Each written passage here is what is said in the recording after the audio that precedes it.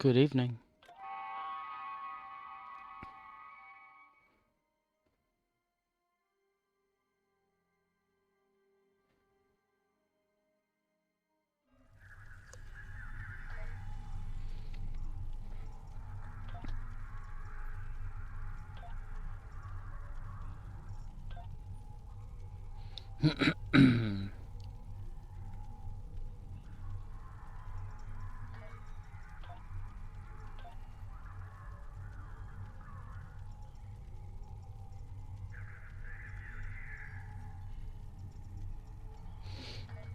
Okie dokie.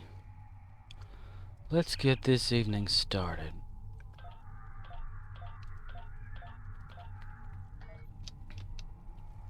Do a little bit of capture, as usual.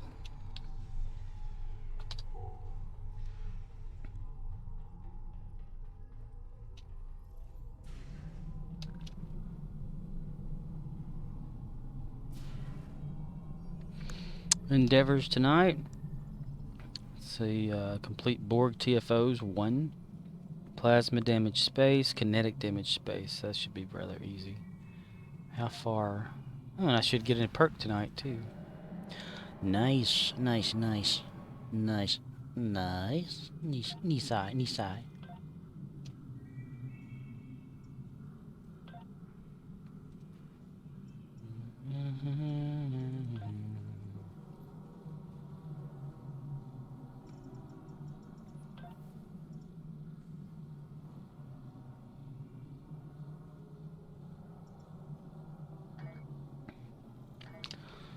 Tilla alla nationals nådde då. So, there's a hurricane happening down south. It's not around me though, but it sucks. I've been watching these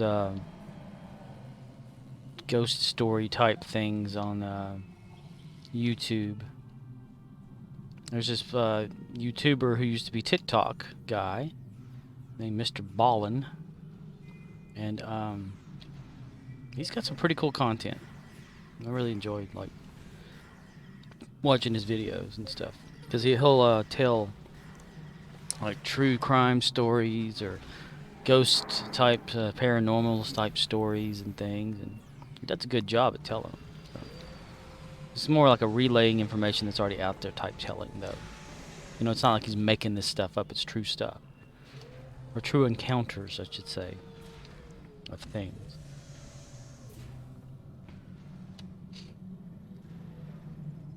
I've always been interested in that kind of stuff.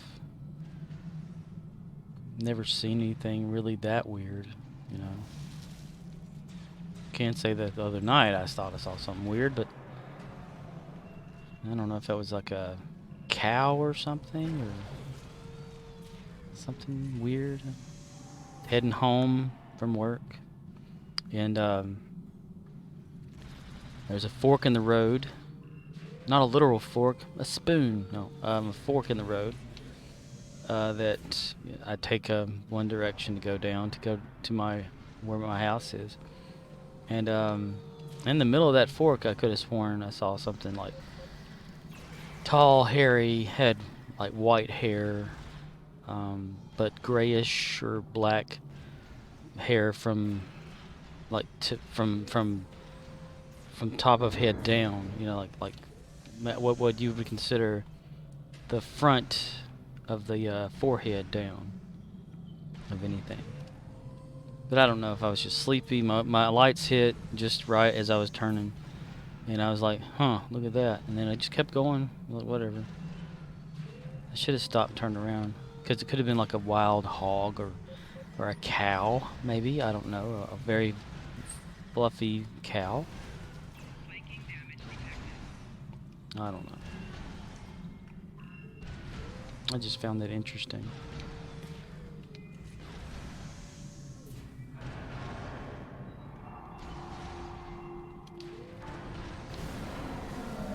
Well, it was average Sunday at work today. Not much happened. People asking just random questions about nothing really. Sold a lot of propane. Guess people are having cookouts or something. Kept going outside looking at the clouds. Wondering if the hurricane that is more south of where I am.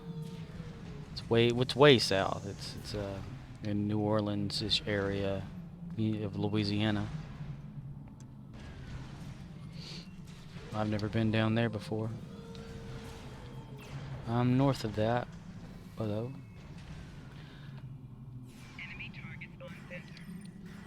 North enough to actually have coverage of that storm playing on the TV. On the TV elision. TV elision.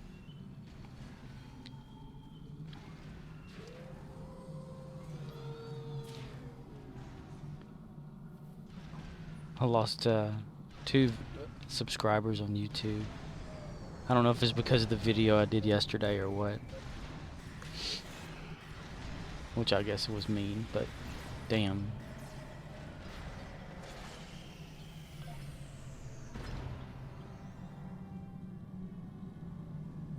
And today I just felt bleh. You know. Dun, dun, dun, dun, dun. It's Sunday night, so what comes on Sundays? DC's Legends of Tomorrow. What else? I can't think.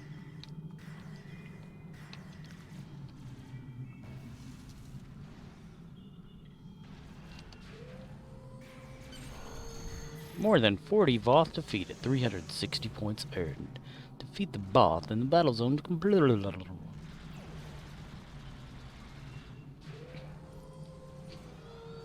I was wondering, like, when I got home, if I wanted to eat anything or not.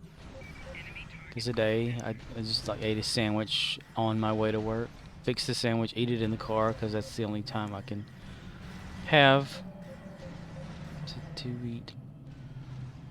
And then eat on my lunch break, like a little snack or something. So I'm really considering, like, what do I want to, do I really want to have anything? I mean, there's nothing really to eat, so I don't know. So I decided to go get a little ice cream.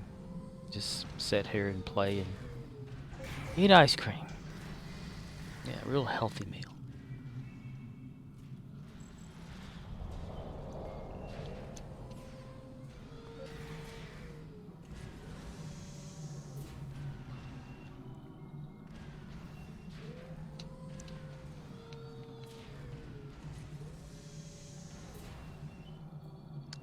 Still haven't decided on what ship or anything I want out of the event that we've had.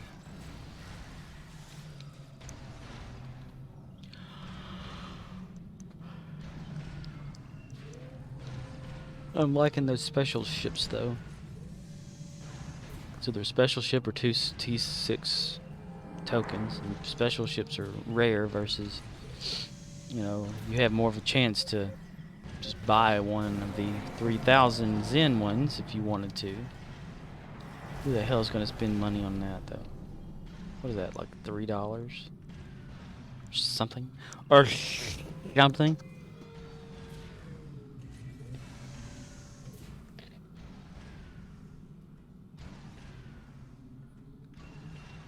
$30 would be $300.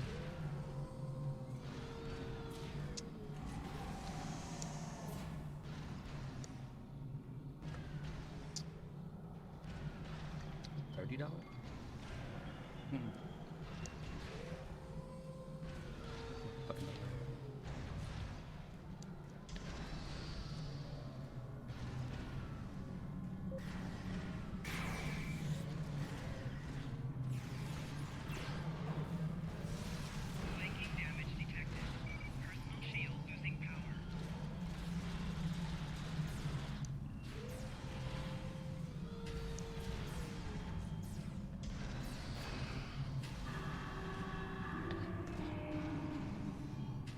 This one? What the hell? Damn it, over here.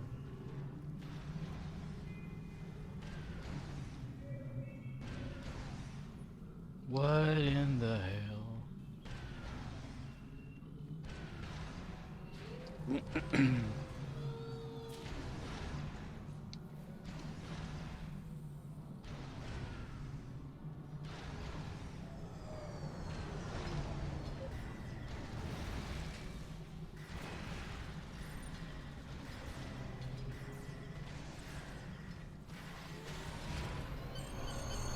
Ding, ding, ding. Boing, boing, boing. In a trouble of tra-la-las.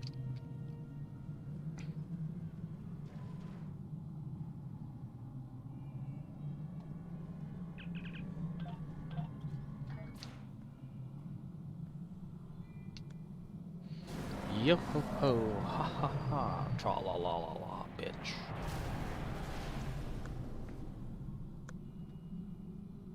Biat.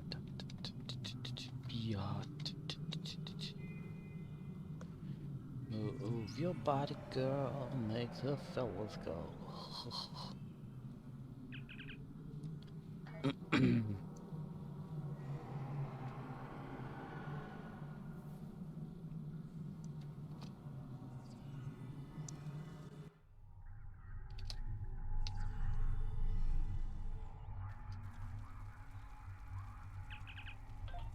What else is it that comes on Sunday nights that I watch?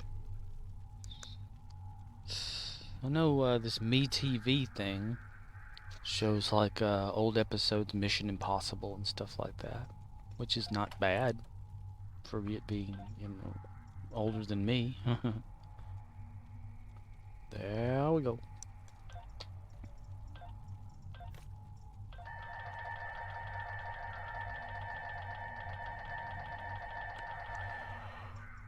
Gotta go to work tomorrow, and then I'm supposed to be off the day after. Oh boy, I can't wait. Probably end up sleeping or something. Getting up way late during the day.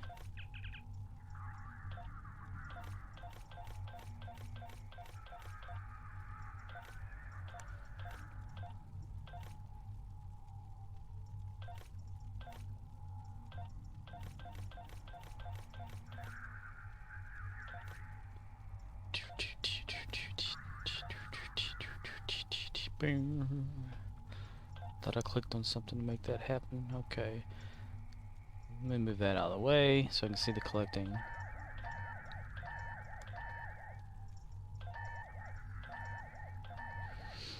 What do we got? Only 600 dilithium ore. 88,000 and it disappeared. Okay. Well, alright then. Damn it. Bitty bitty bitty. Bitty bitty bitty, yo.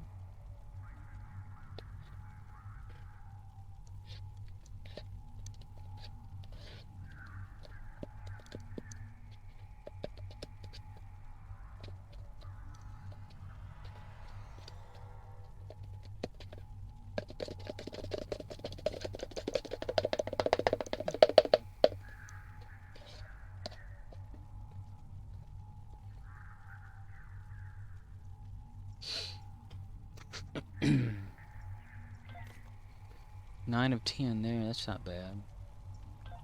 Playing that. Good deal. Let's see, 25.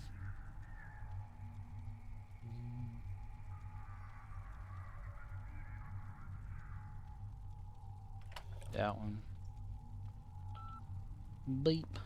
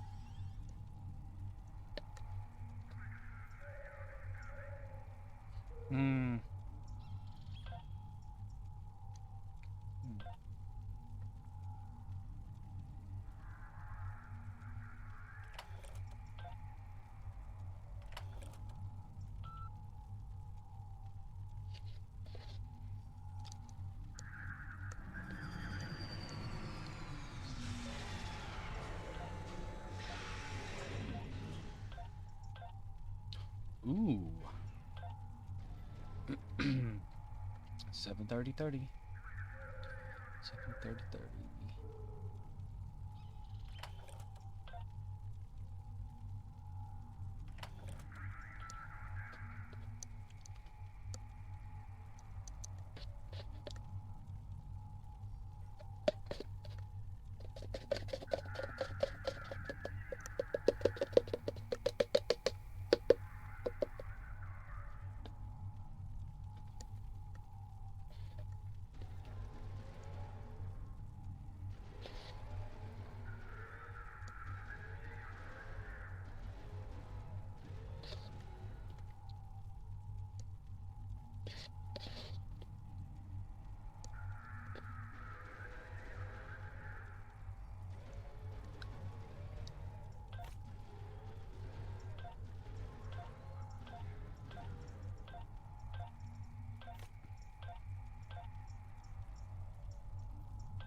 Ooh, 500 again. Nice. Yes. What the frell's going on around here? What the frell? Well, What the frell? Get over here. come here. Get over here.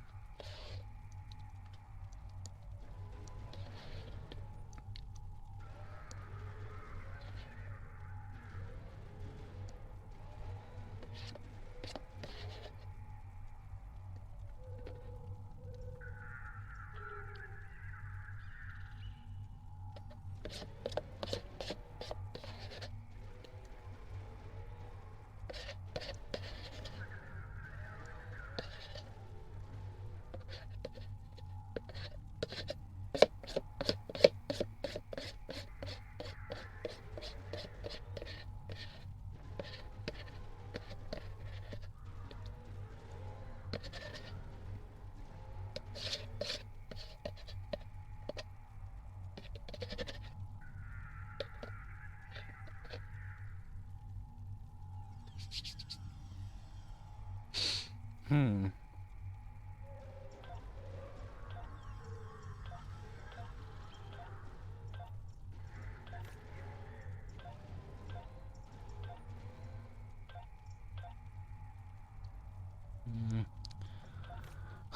There's never anything good.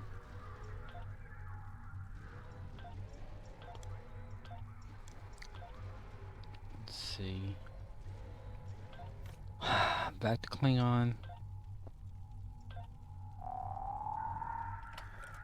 The hell?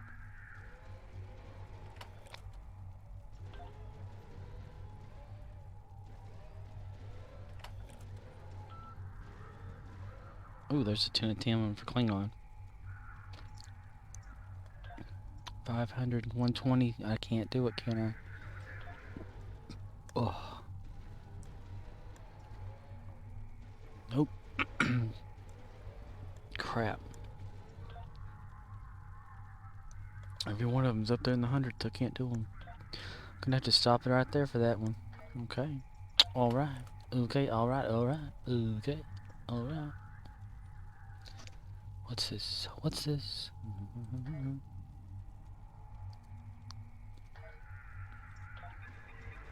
Change character, yo.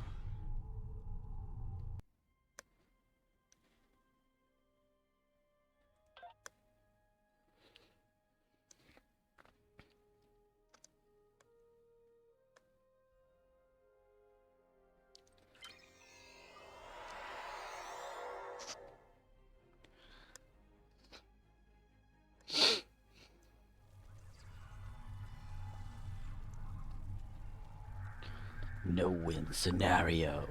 Or scenario. Air or R? Scenario. R. Scenario. A or R? Yar. Damn it. I thought I clicked that. Shit. Fuck. Cocker Spaniel.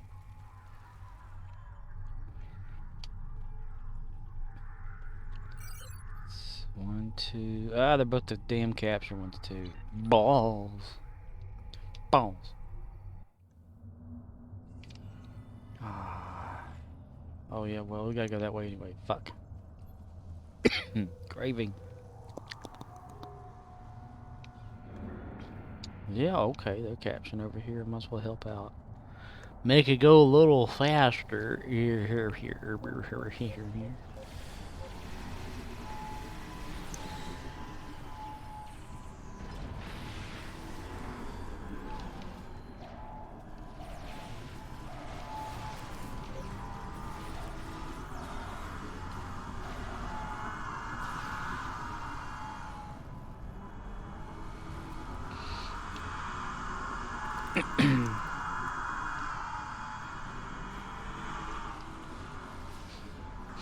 Once I can get all this mucus down my throat, maybe I'll talk about something.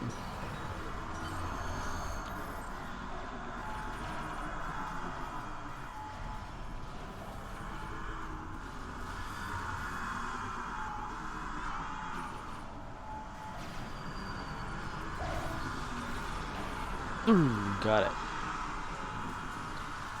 Probably didn't get enough to request, though. Nope. Ah, those things are loud.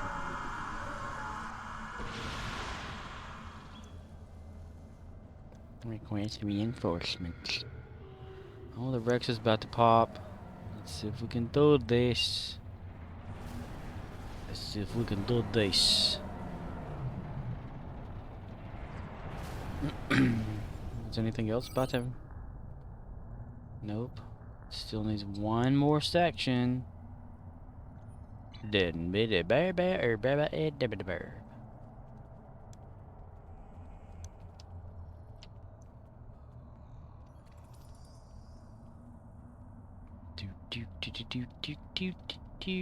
Doink, doink, doink, doink, doink, doink, doink.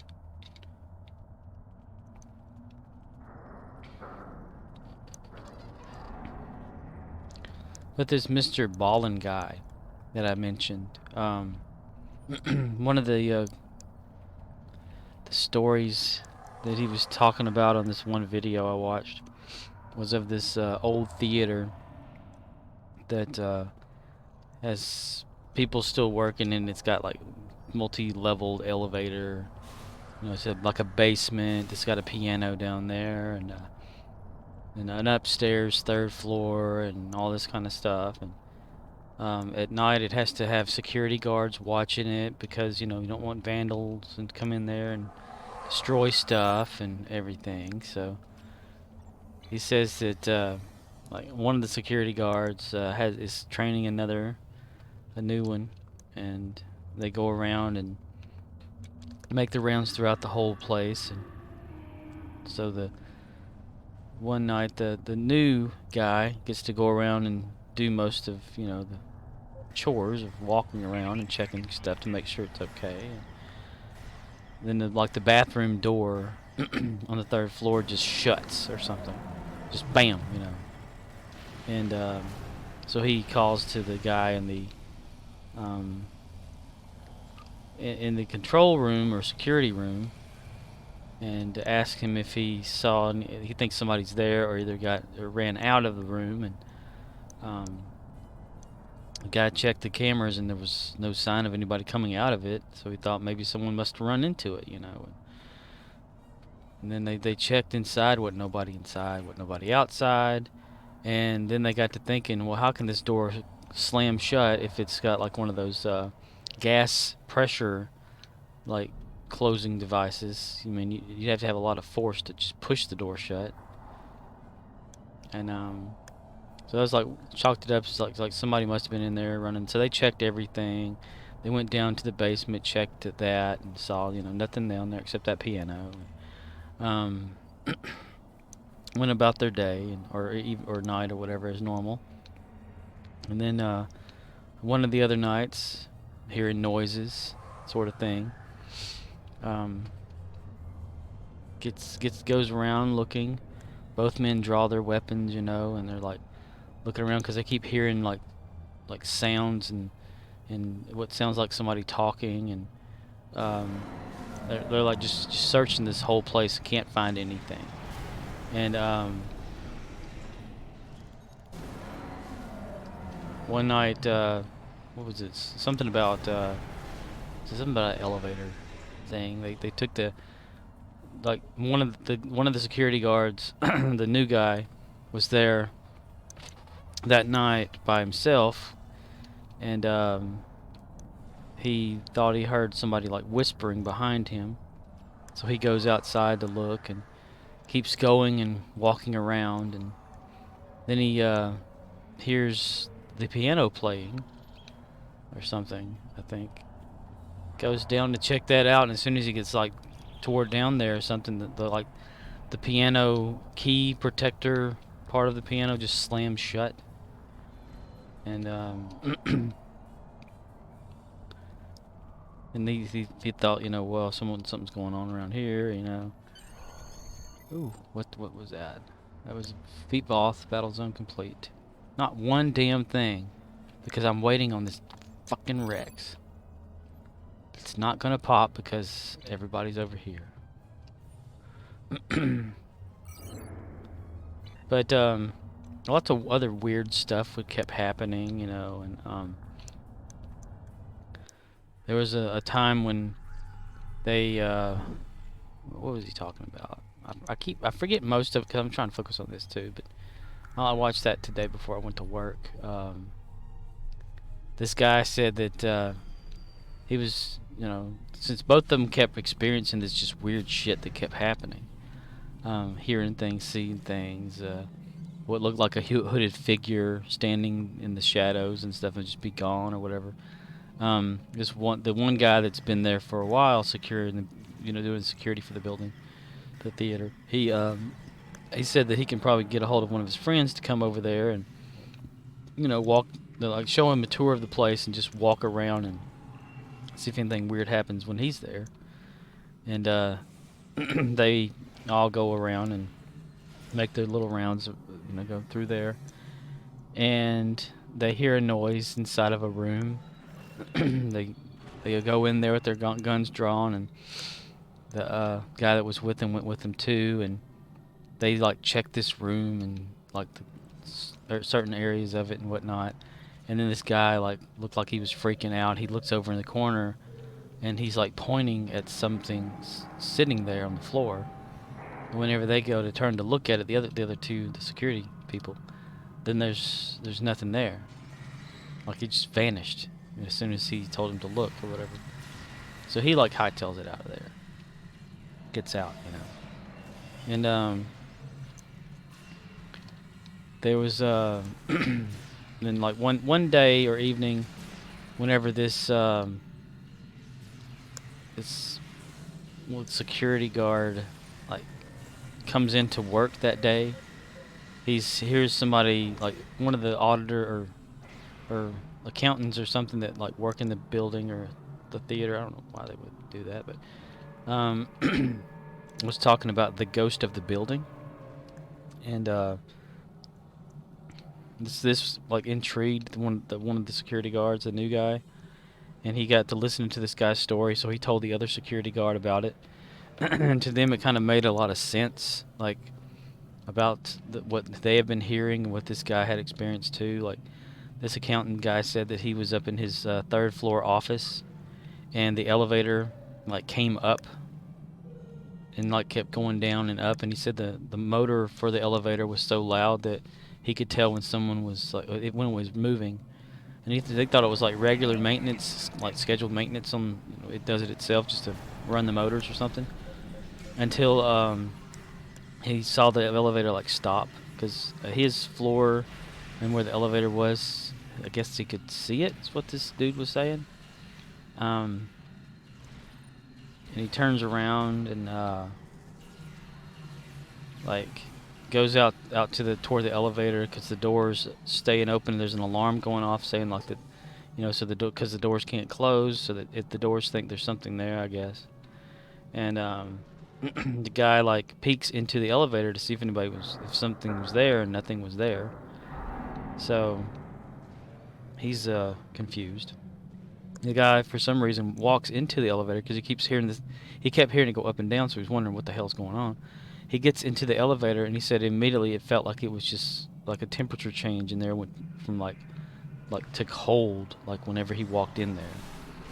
And as soon as he got in, the elevator like stopped being. The alarm went off and the doors shut, and he just stood there. And he said he saw like the buttons on the elevator. One of them lit up for the basement, so the elevators went to the basement.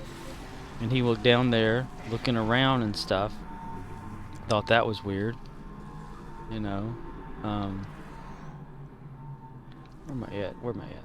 Okay, I need to go this way. So he like hightails it back up to the other floor and stuff, and he hears the piano going off too, and hears all this other crap going on. And this is one of the auditor people that actually work in the building, and he said that was like the last night that he ever like would be there that late at night. So when he tells the dude that's like tells him about it, you're like, okay, well, that's weird or something. So then the two work together another night, and they're up on like one of the stage that's in the theater, talking about something. And one's facing toward the like the the seating area, and one's facing the opposite direction because they're talking with one another. And the other guy like says he like looks at over the dude's shoulder. All 3 silos are under Allied Toward control. Excellent work. the seating area, and he says that like he saw this like dark hooded figure just sitting there too with its head down. And then the other guy like just slowly turns his head to look, and then it raises its head, it turns and looks at them directly, and goes through like the doorway or whatever, and just vanishes. So they're like, okay, we're gonna have to tell somebody about this, whatever. Like, you know, like that was straight up just odd for them. So they get a hold of the security people and have them install new cameras or something that have infrared and whatnot. And and I'm just going by what this guy's saying. You know, he's got the story. I'm just talking about it too. But he said that one night, whenever the new security guard guy, the newest guy there, after the cameras were installed, he was just checking them out, you know, looking through the rooms, and it had infrared on it and new tech, you know, and stuff. And so he was like looking through there, and he said something like caught his attention in the seating area in the theater. Of course, nobody else is there, and when he's looking, to him it looks like somebody is sitting there, and in like one of the seats, and he sees this person like look like they stand up, and they just keep going, they face up, and they just keep going up and to like through the ceiling, and they just vanish, like going up like a beam, like, well, not a beam, but as if someone just like picking themselves up and just going, just floating upward into the ceiling on infrared. And so this like freaks out the security guard guy. He locks himself up in the thing or whatever, finishes his shift, and then the next day he quits because he's like, oh, that's a little too much bullshit right there. I'm not dealing with that crap. You know? So then the other security guy who's been there for a while, he like experiences something similar that scares the hell out of him. So I think he's the one that actually, because the other dude quit for some reason because of the activity, and then the other guy, the older, or the guy that's been there, he told him that was his last night, and then he transferred to just being like a regular beat cop type situation. And so the company didn't have anybody there, like, you know, full time to watch the plays. And then one day they had somebody there, and this person was talking about some weird stuff going on and needed assistance because they thought there was somebody like sneaking in and vandalizing the place or whatever. And wait a minute, what the hell? I need this capture. Everybody stop capturing the thing I'm capturing. This takes longer whenever you do that. Okay. This looks like a good one. Let's do this. Anyway, the new guy like radios in that he probably needs backup at this theater because something weird's going on, and it catches the attention of the original like security guard that's been there before, that was like just riding around in a police car, or I don't know what, security police or something. So he like says he's going to check the call out because he knows the place and he feels responsible for, you know, this guy being there and being alone or whatever. So they both the guys like check out the place or whatever like that at night, and everything's like okay, but just weird. And so this is like sparks the attention of the guy that worked there or did before. I'm getting the facts all wrong, I know it for sure, because I was half asleep when I was watching this, because I just woke up. But the guy like looked into the history of this theater, and in like the 1930s or something, there was this fire, and everybody got out except one man that was trapped in the basement, and it was assumed that he like burned up in the fire and died in the theater. And then it sparked the attention of like I keep saying sparked the attention. Repeating phrases sucks ass.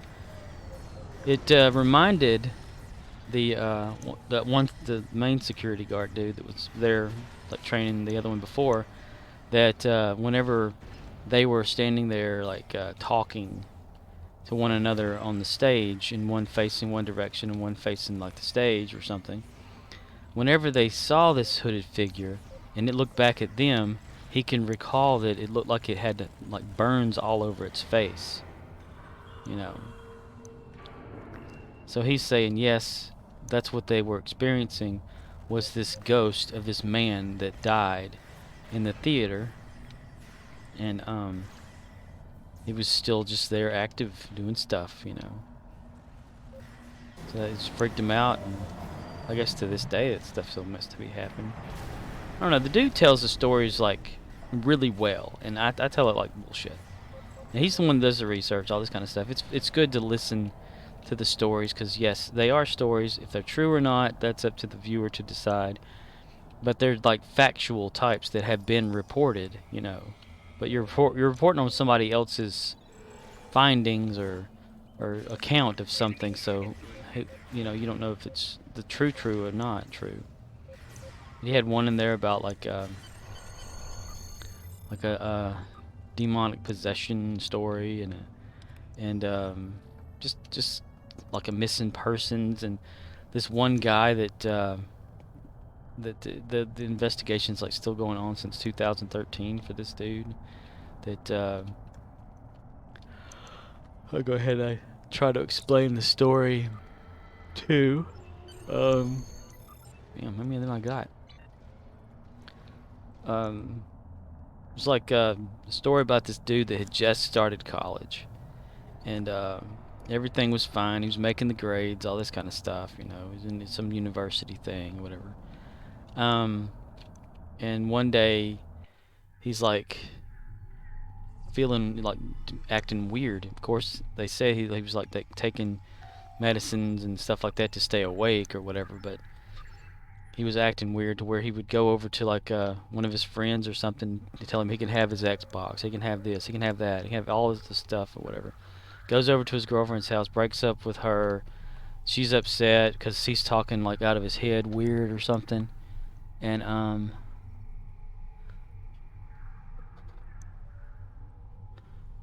so she like calls the dude's parents, and the parents are like, what's going on? And the guy gets the phone and says his girlfriend's not giving him the keys to get in his car, and she's telling like the parents or whatever that he's acting strange, and it's just something's off about him because he's not acting like himself. And he tells his mom or something over the phone that he needs to talk to her and would explain everything or whatever, but just needed to, like, you know, have his keys so he can go back to his place or something. And they there was a call like from one of this tow trucking company or something about an abandoned car or whatever somewhere, and it was his car, and then they found him, and then there's like not abandoned. It was like a call about having the towing company go give the car some gas or something because it ran out of gas, and it was this one like wrecker guy or something that is like a key witness in all of this kind of thing. He the boy or whatever in college, university, whatever it is, he's still a little weird and stuff, and his mom's telling him, hey, call me when you get home or whatever, when you get back to your dorm or something like that, and we can talk about whatever. He says okay and hangs up the phone. She never received another call, like, for like 9-something hours or whatever like that. But she did like somehow or another get a hold of the wrecker people or whatever it was, and got back a hold of her son somehow. I was watching this morning, so it's really hard for me to remember all of it right now. But the wrecker guy remembered the dude and said, well, yeah, like after you like put gas or whatever in his car, he like went to this this place or what, like a gas station something or whatever like that, was sitting there, and he said that that's the last place he saw him. So he went back and he's thinking, okay, this has been like 9 hours. There's no way this guy's still at this place or whatever that he saw him drive to. Congratulations, Admiral. And he goes back over there. He sees the car sitting there, and the guy, the boy or whatever, still sitting in the car. He goes over there and he's like, hey, dude, your mom's like really like wanting to talk to you and scared about whatever. And he's like, could you call her or whatever? And so the dude calls and he talks to his mom, and the guy said that he was just like just sitting there with both hands on the wheel, staring forward, not even moving or even noticed the dude was there until the good dude tapped on the window. And the mom asked like what was going on. He said they didn't really talk and all this stuff. She's like, okay, well, just drive home or whatever, come home. And they live like so far away, so it would be like a maybe 3-hour drive. And he's like, okay, I will, that kind of thing or whatever. So the tow truck guy or whatever gets back into his thing and leaves, and then hours later, he's still like not at home. So she like calls the tow truck guy again, or calls the police or something or whatever it is, and the police like look for him and stuff, and they go to that same place, and he's still sitting there like staring directly straight ahead, not doing anything. And the police like do sobriety checks to him and stuff like that, and they find that nothing's wrong with him, and that his mom was really concerned about what was going on with him and stuff. And so then like they leave, and they're like, okay, you're gonna go, whatever like that. And he's like, yeah, whatever. He's cooperating and whatnot. And then nothing again for a long time. So the mom calls the tow truck guy again and says, hey, son's not still not here or whatever like that. Is he still at that place or whatever? And the guy like goes to look, and he says no, he's gone or whatever. But then like all of a sudden they find him like at another place a few miles down the road, and he's still like out of it, staring straight ahead. And so this guy's like, hey dude, your mom like really wants to talk, like have you down there or whatever, and you just won't, you're not going. So I'm gonna make sure I'm gonna be behind you until I know for sure you're gonna get there, So he's like, okay, yeah, you can follow me, whatever. So they're like driving down the interstate.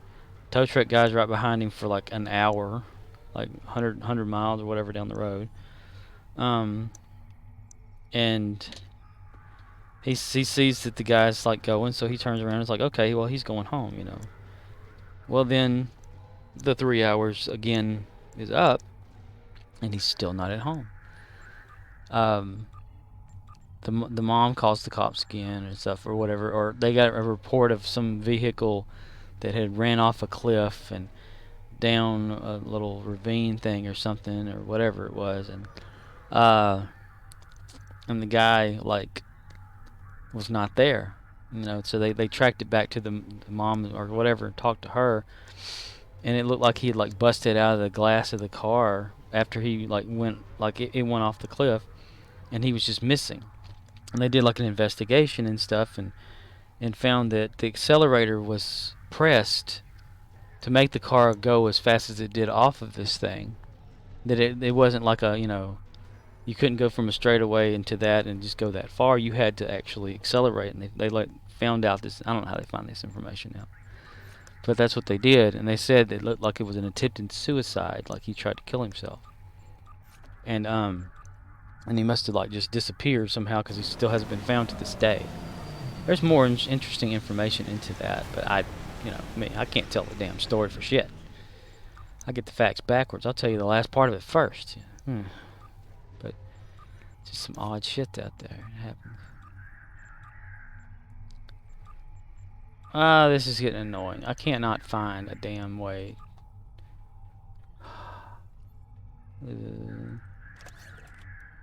But it's interesting. Like again, Mr. Ballin is it's like an ex-military, stuff, and just it's like a story of interest type stuff that he does,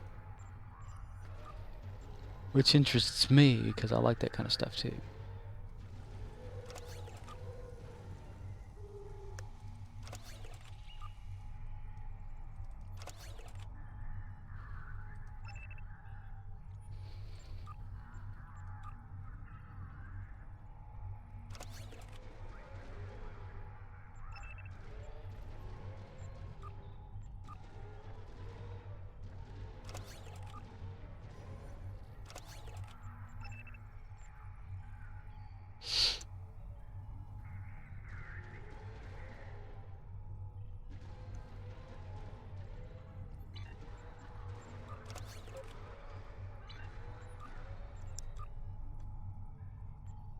Feel like I'm running a mild fever.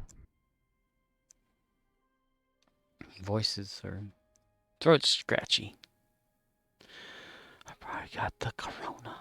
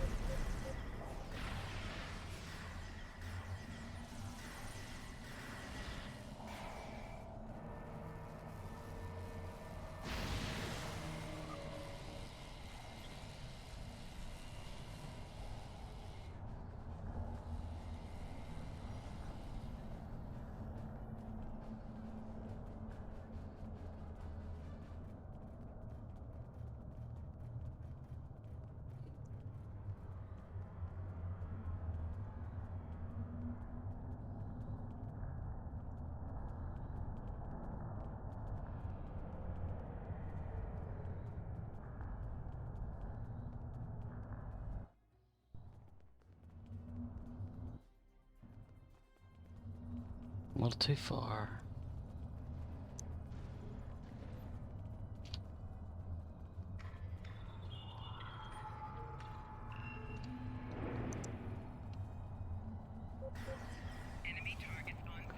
Enemy target on sensors. Enemy target on sensors.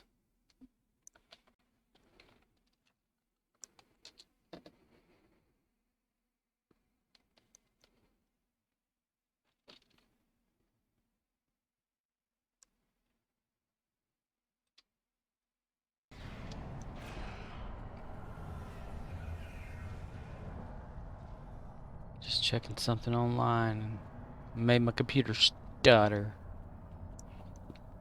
This game is really resource heavy when it shouldn't be. It's not very much going on with it.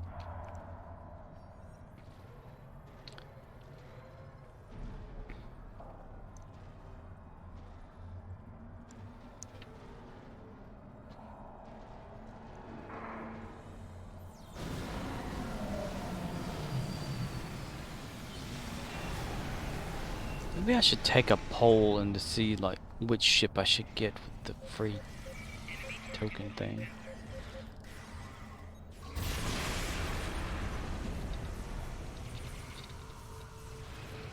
Flanking damage detected.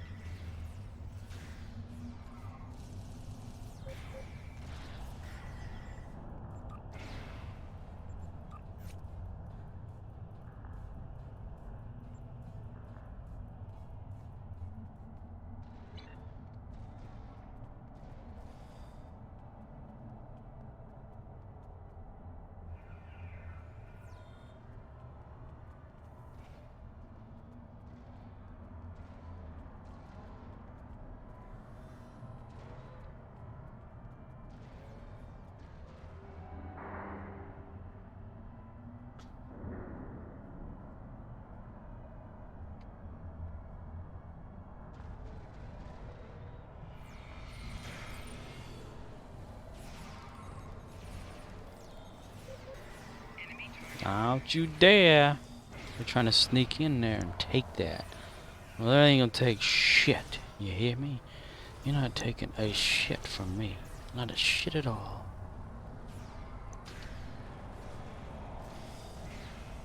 Somewhere out there. To the stairs with you. Stairs.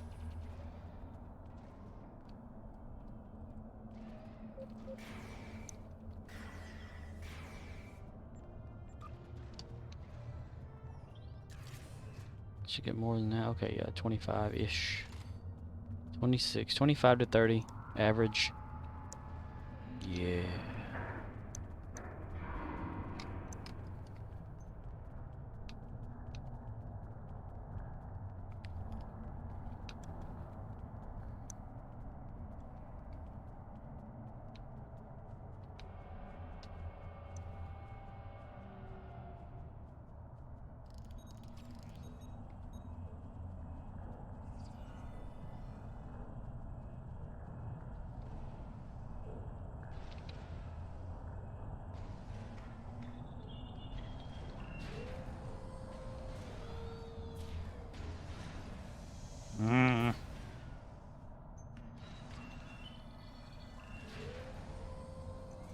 The hell?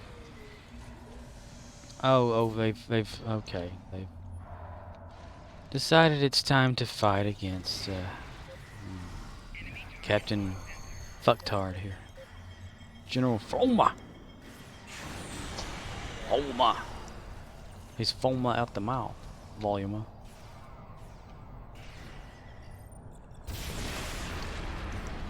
Shield losing power. Flanking damage detected.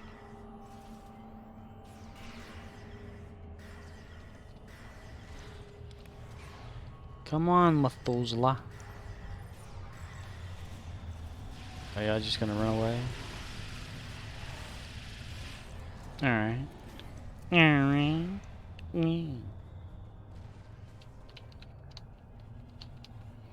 Star Trek. I clicked on it. There we go.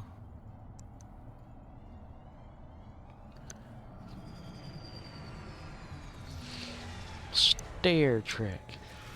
Trek through the stairs.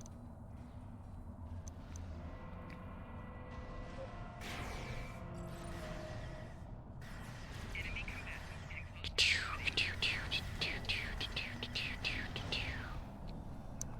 Kids sound like whenever they're shooting stuff from on Transformers, like Starscream loves to shoot shit. Starscream, Megatron.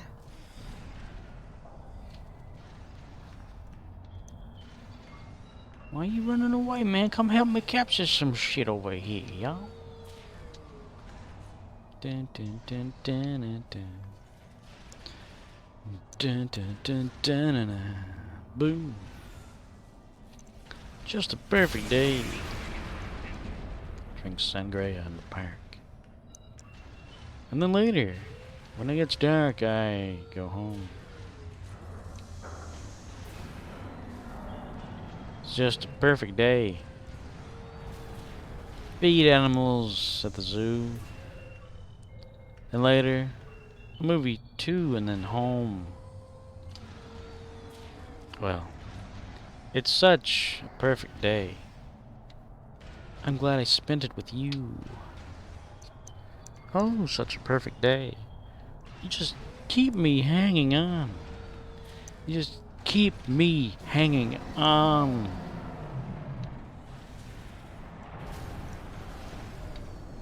Just a perfect day. You made me forget myself. You made me think I was someone else, someone good.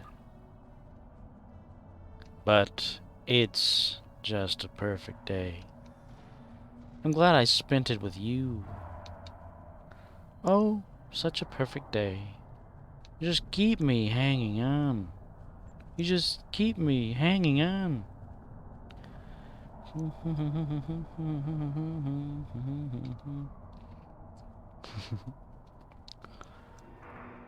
You're going to reap just what you sow. We came back. Capture. Okay, and capture again. Yay. Let's go up here. Okay, and turn. Yeah, there you go. Sweet. Sweet. Sweet. Okay. Man, I had hoped I'd get at least like Monday and Tuesday off. That would be awesome. I missed that. But at least I get Tuesday.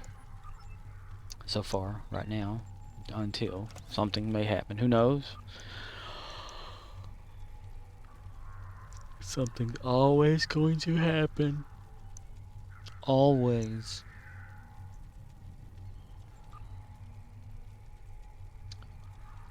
Never look forward to anything because then you'll never be disappointed.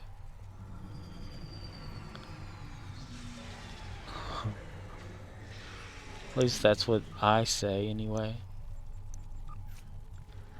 And Ella likes to drink a fella under the table every Friday night. She's nothing but a big bitch about it, and she never wants to start another fight. Couldn't help me then. I can't work things out.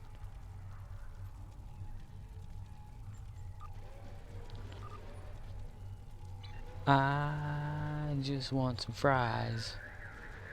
Put the ketchup on the table. Put the ketchup on the table.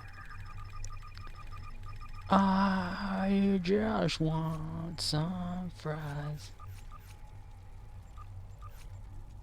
If someone says, if they go to the UK, right, where Iridia 704 is from,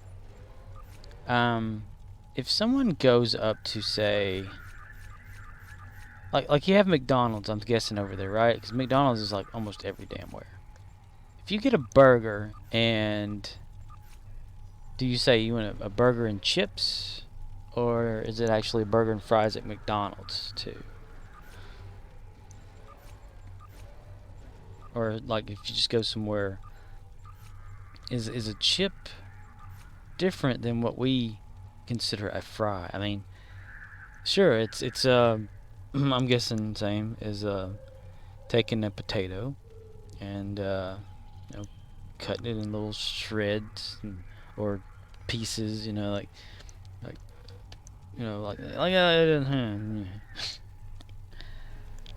little wedges or something like that, and eating it with like ketchup or whatever you want to do with it, or some sort of other sauce.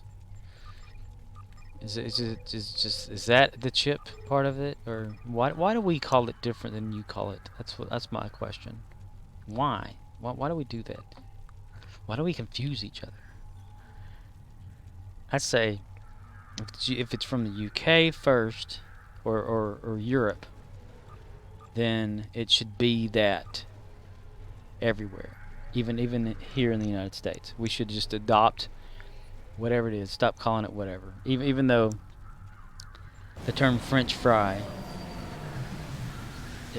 George Bush, one of them, I don't know, W, called them freedom fries.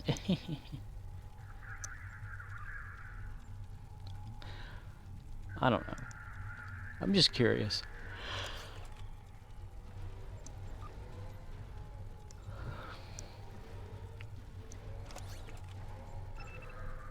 I mean, and I know, like, okay, we call like the potato chip, bag of chips, whatever it is. But over there, crisps. In the UK, crisps, which makes sense. It's crispy. Why do we call them chips? Chips of what? That's my question. Chips of ahoy. Of a hoe. Chips ahoy. I just need to like be an agreed upon universal name for everything. Like how we take certain terms from other countries. Yeah, like schnitzel. Maybe the sausage. I don't know, from Spain. You got like other things, burritos and stuff, tacos. Why does it have to be called Spanish this, Spanish that? Why not just like dressing or something? I don't know. I'm illiterate when it comes to information like that. Not because I didn't want to learn it. I just didn't think much of it. There's a little kid that probably had ADHD or ADD and was never diagnosed, so I was always just stupid. Now that I've gotten older, receiving my spankings now, figuring things out. Yeah. Next question. No. Yeah, you. What do you want to know? I want to know that where you at now? Well, I'm over there. And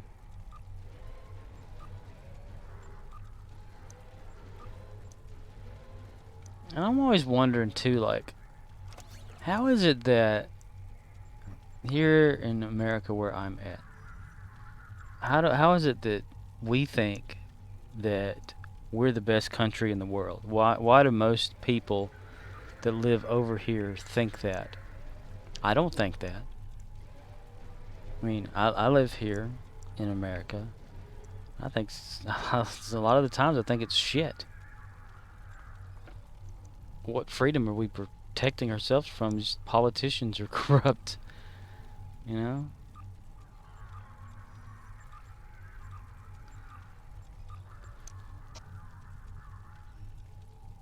Let's everybody come over here for refugee status or something like that. What the hell they want from here? And why is it that, like, just because I was born here, the world immediately hates me because I'm American? I don't get it. What have I ever done? And personally, I've never done anything to anyone. It's crazy.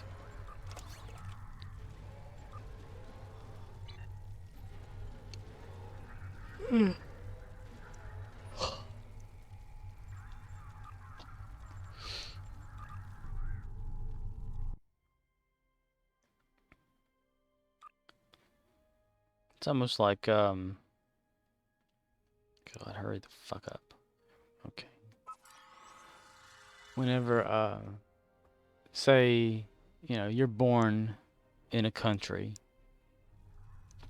you immediately have to adhere to that country's laws, rules, and everything, even though you didn't agree to any of them, because without, you know, you mean like you're kind of forced into it because you were born in that city or that country and stuff. So why do you have to? I mean, it should be like a decision type situation, you know. Like if you wanted to go, like, say, rob a bank or something like that, why not? Hell, who cares? It's just money. Duh. No, I don't know. Seriously though, I don't know. Like, I think there are certain things, yes, you know, if you choose to continue living a life of however, then yeah, but why should it be forced upon you? Like, say, you know, say you're in a vehicle, you're traveling over the speed limit, you get pulled over by the police, and they're like, hey, I'm gonna write you this ticket because you broke the law. Well, did I agree to the law? You know, I don't agree to the law. If I agree to the law and stuff like that, yeah, sure. But why do I have to agree that the limit is that speed? That's my thing. What if it's just the recommended speed limit for a certain type of vehicle at a certain time of year or whatever, versus a vehicle that can actually take the speed? But then, you know, they're thinking, oh well, you know, if you have an accident, you hurt someone else, you know, that's why you're supposed to be like not go so fast or whatever. And that makes a lot of sense, but then at the same time it doesn't, in my opinion, because I'm stupid. I'm stupid, and I'm with stupid. Enemy targets on sensor. Flanking damage detected. It's like over here in the United States. You know, we have to pay taxes is what we're always told. We have to. For what? Why? Oh, to fix the roads, to do this, to do that. You know, oh, pay this person here, pay this to. Why? Why do we, like, you know, most, you like, if you have to pay like a property type tax too or something, why? You don't own the land. Nobody owns land. Land owns you. So why do you have to pay for it? I don't get it. Why pay towards something that you're not physically gonna have anyway? You can touch it. We don't own anything. That's my point, though.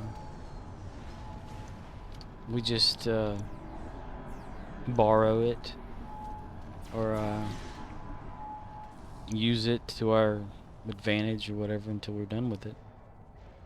Then it moves to the next person type situation.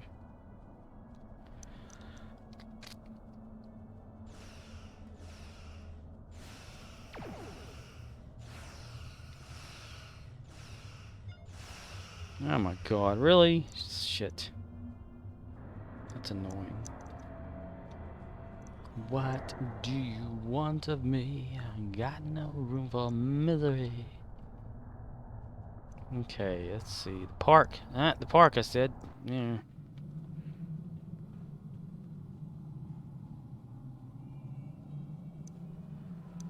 Do, do, do, do, do, do.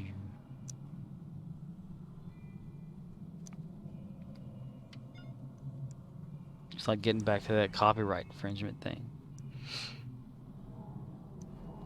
Nobody owns the letter D. The letter A. A sound. We can manipulate one thing and create it something else, but we don't own it.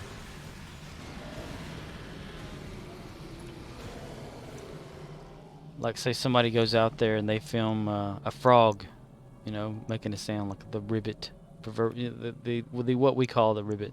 sound or something, or All 3 maybe silos are under Allied control. Excellent maybe a work. dog barking sound from an actual dog. Nobody's asked that dog, hey, is it okay if I use your bark? The Thought Fortress has engaged transporters. Troops inbound. You know, for use of this video or something like that. If somebody records it and they claim it's theirs, and then they're like, hey, this is mine. You used my sound that I created, that I recorded myself, or whatever. So what if you make a copy of it? Say you record the sound that someone else makes, but you don't directly use that sound. You record it from afar. Like play it through a speaker and then record it on the phone, then put it back on the computer. I mean, that's different, isn't it? I mean, nobody owns the sound of a footstep, do they?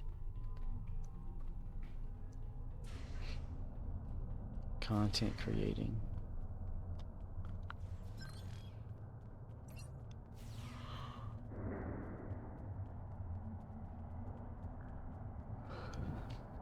If YouTube completely got rid of ad revenue, like everything, like paying anyone anything to put anything on here, how many people would continue to use YouTube, and how long would YouTube last?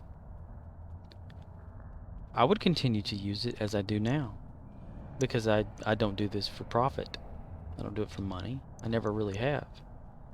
Sure, like whenever monetization came out and it said that I had qualified to be partnered to do it years and years ago, I clicked on it just to see what it was about, and the next thing I know, like one day I get $100 check or payment toward my bank or whatever from YouTube. I'm like, wow, this is interesting, and then they changed stuff to where you can't get that unless it's other circumstances. It didn't hurt me any at all. I mean, like, okay. I don't have the best job either, but it's about creating, You create something that people enjoy watching or doing or something like that, just to see the gratification of people liking it. Versus saying, well, I'm going to make this because I want to make money or whatever. Yeah. And that's one of the other things I think is kind of stupid about on here on YouTube or Twitch, whatever. People getting upset over like the usage of certain things, and it's just so stupid.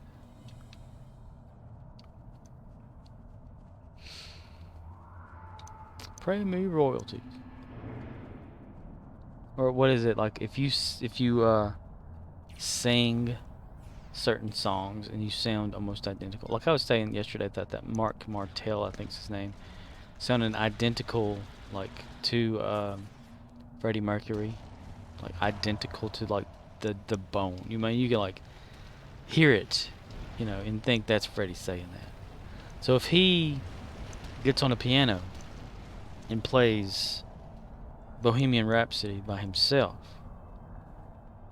and he puts it on YouTube and tries to monetize it, well, they're going to say, oh, that's a flag right there because that song is not yours. That's, even though you're singing it, you're playing the music for it. Then no.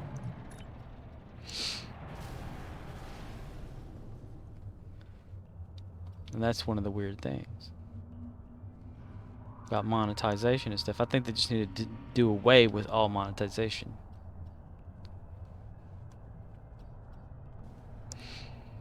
Just to see who's going to stick around for it. Because everybody on YouTube now, they like do the Patreon thing anyway. I mean, YouTube pays shit anyway, so what's it matter?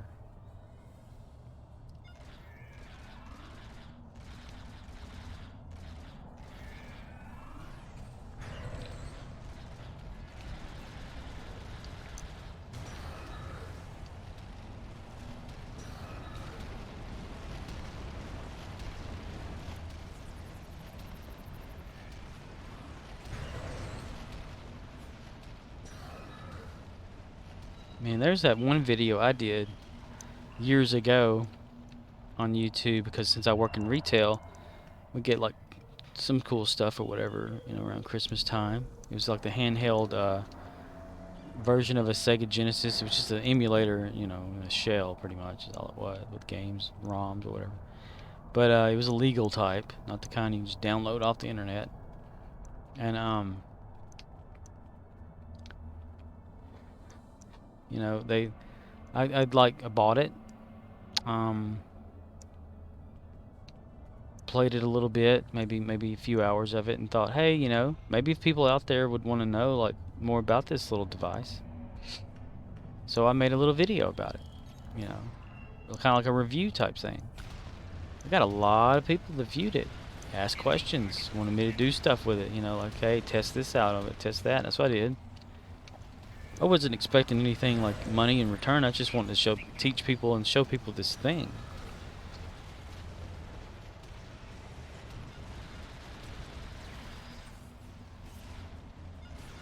Shield losing power.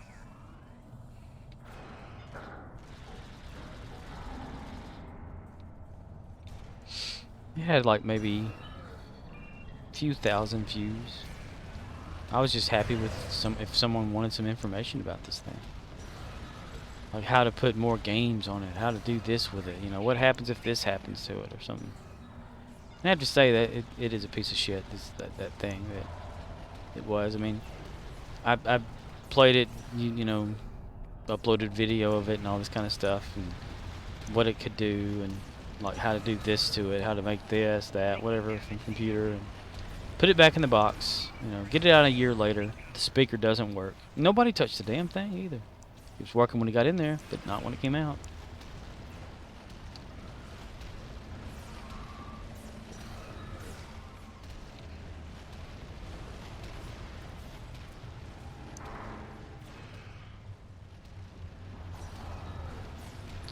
King Oframan Shin says, hey.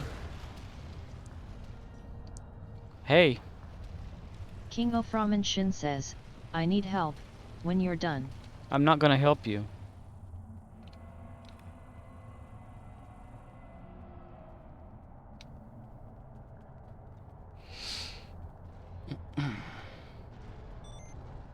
Collecting that, and collecting that. Alright, good deal. Let's go. And then that.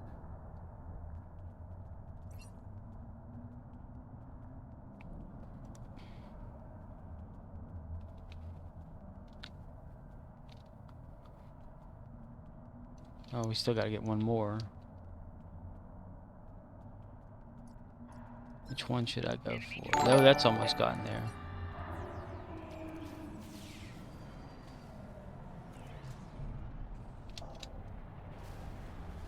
They've almost captured this one.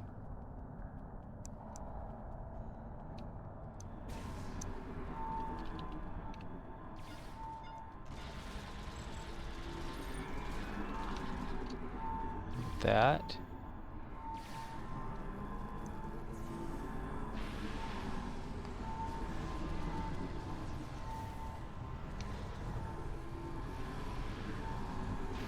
I need to shoot something so it counts.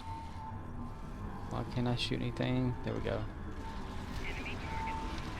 Okay, good. That should do it. That should count this one as a capture. Yeah, sweet. Right there. Alright, cool. Request reinforcements, don't need to. Got it all captured. Nice. Go back to command. Enemy targets on sensors. Flanking damage detected. Stop shooting me in the back.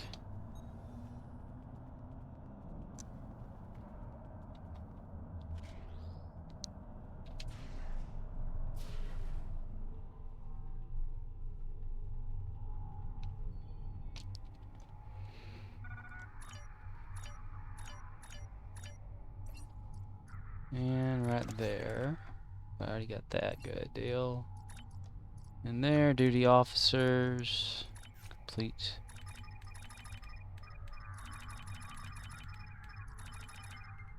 Not now. Here we go. Collect rewards, collect.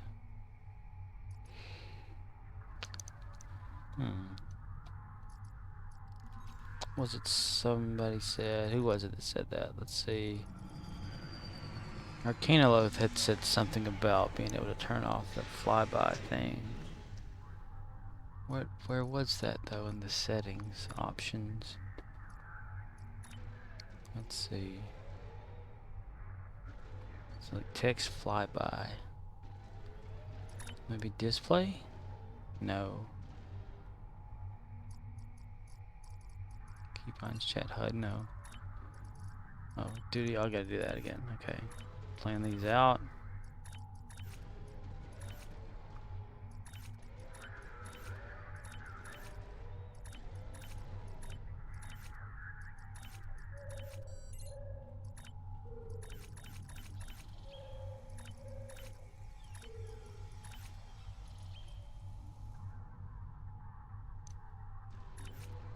Let's see.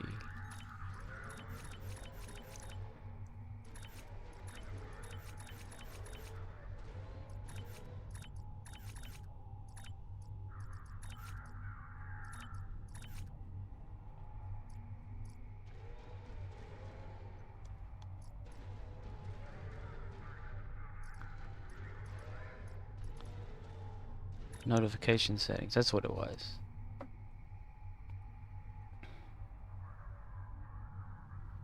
Like the flyby thing. Fly in, admin announcements, gameplay. I don't know exactly what to,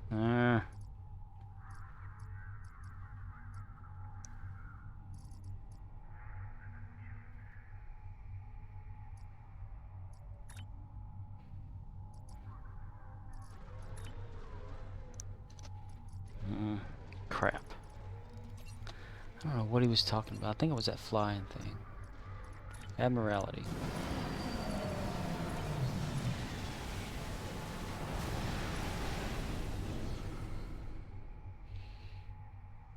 Nine of 10 there for O'Neill. 10 of 10 right down there, that's good. Back. 40. Plan. Yeah, that one.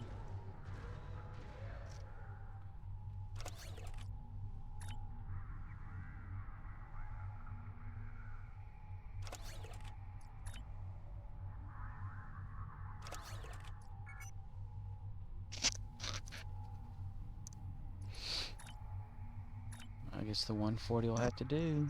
I don't know. Let's see. 62, 20, 24, 28, 26, 20, 30, 30, 30.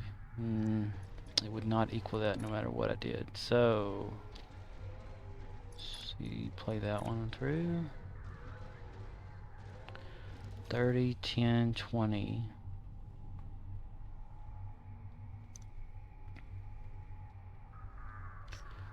30, 10, 20.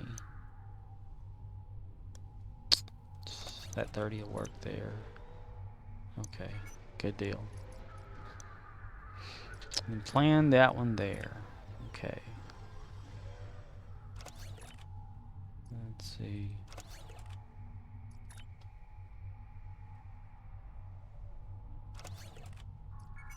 Alright. So that's going on. That's good. We'll stop O'Neill there. Change character.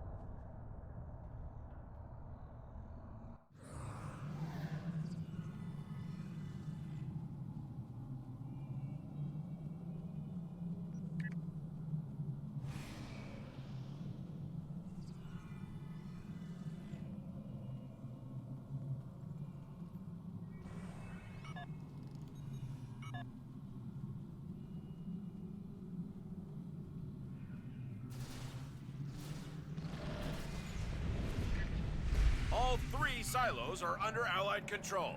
Excellent work.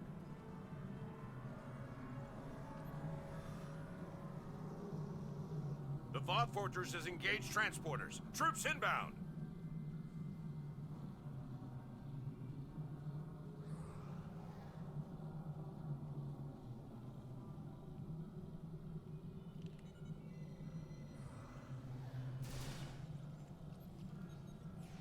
Enemy targets on sensors.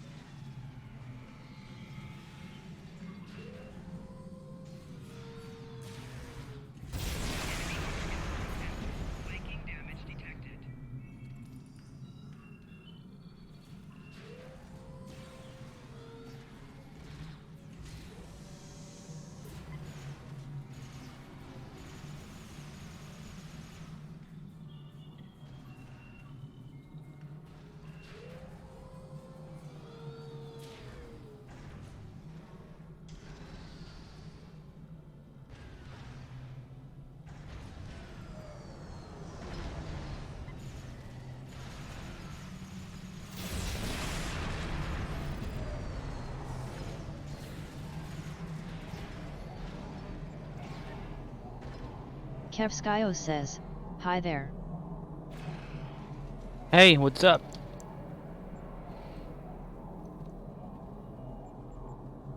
So one more, yeah.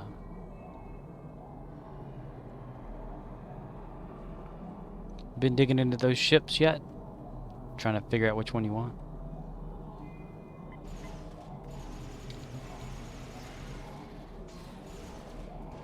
I'm really undecided Kevskio myself. says, thought any more about your promo ship?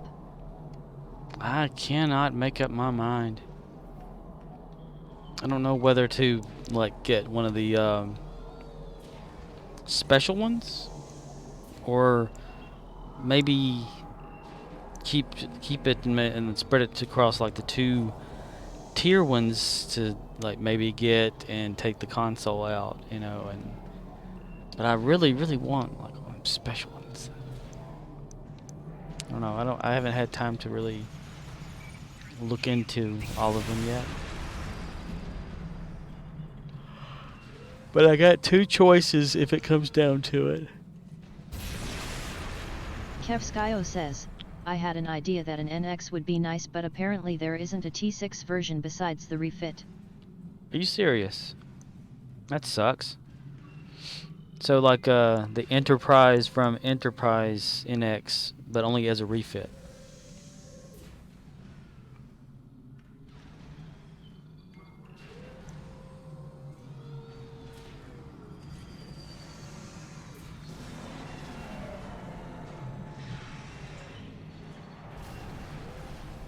Kevskio says, Sag.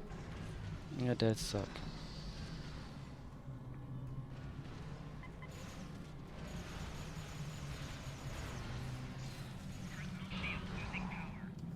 They should have the legendary ships where you can choose one of those.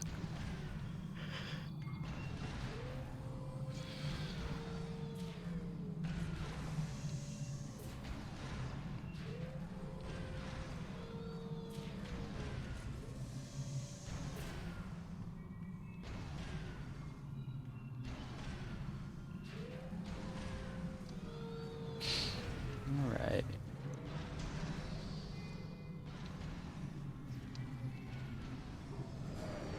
Kevskio says, watching TOS and your stream is tempting me to look at the Disco Connie. Oh, you watching TOS? Which episode are you on?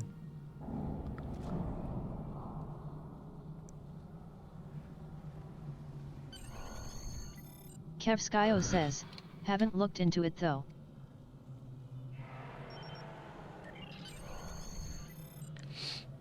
Kevskio says, about 6 from the end.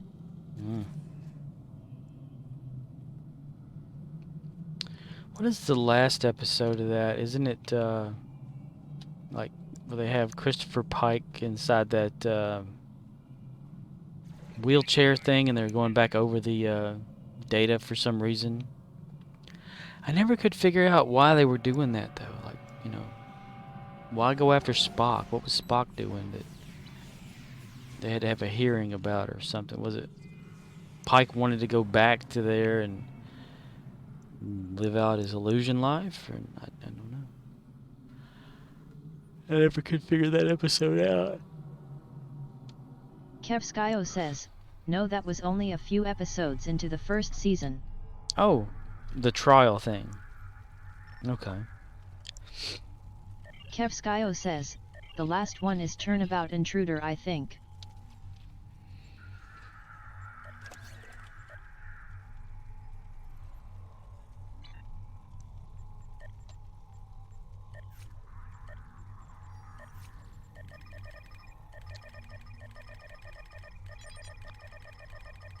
Ah, I got another bridge officer. Damn, I keep getting these things. See, this character's already like rank 3, and I haven't really done anything. Working up to rank halfway, or over halfway to rank 4.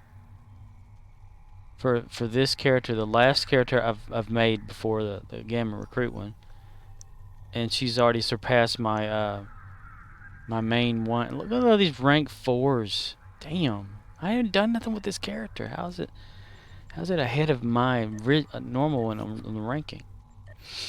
It's insane. Kevskio says, maybe there are requirement assignments in Dyson? It could be. Oh, God. I haven't really thought about that. Current map?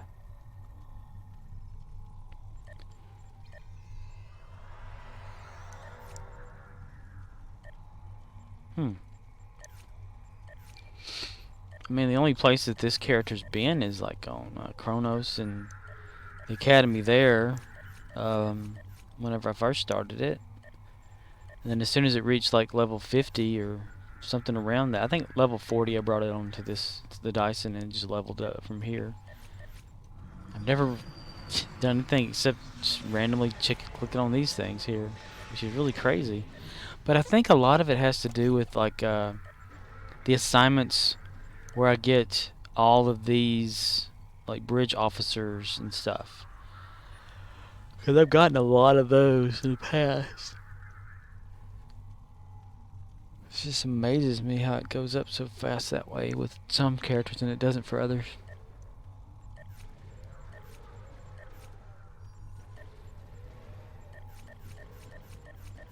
Kevskio says, yet I think BOF recruitment gives you a bit. I know I'm like, whenever I click on one of these over here, like the department, and click on whatever, I think operations Kevskio says, makes me do that. recruitment is low for me too. I think it's like one of the lowest things on this. Kevskio says, but it's low on all mine LUL.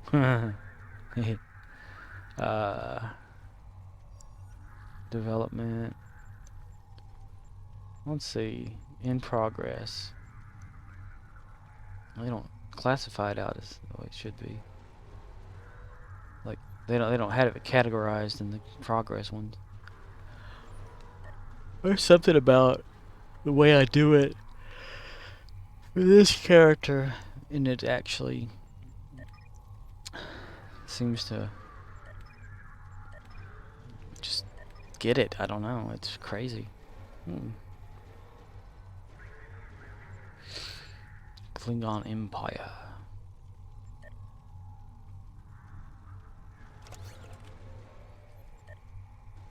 Hmm.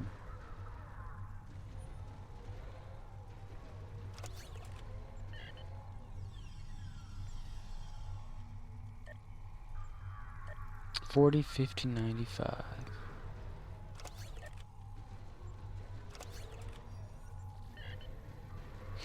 3 of 10 for Klingon. Boom. Let's see, 30, 30, 10.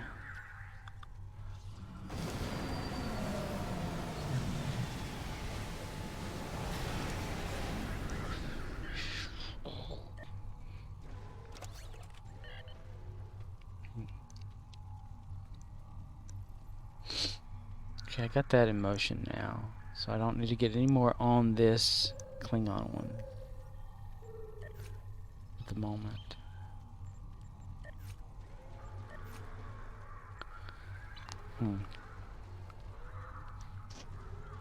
Alright.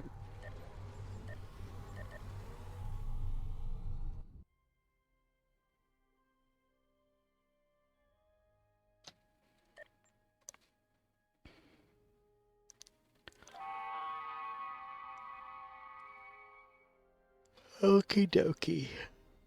God, I'm yawning like crazy.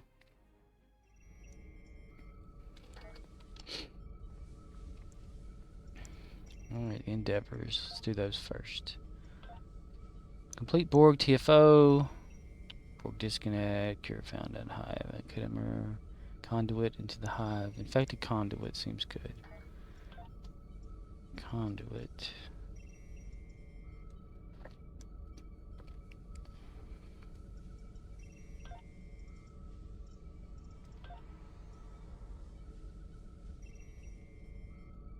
It's only 20 minutes, that's good.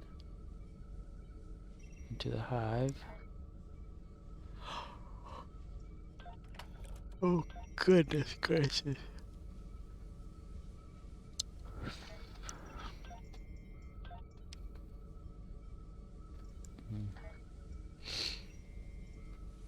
Waiting for it. Oh, while I'm waiting. Kevskio says, Conduit only takes 5 minutes. Infected conduit. I queued it up. Let's see. Get my free Phoenix pack here. Alright. Watch the wheel, not the girl. Watch the wheel, not the girl. Bar patron.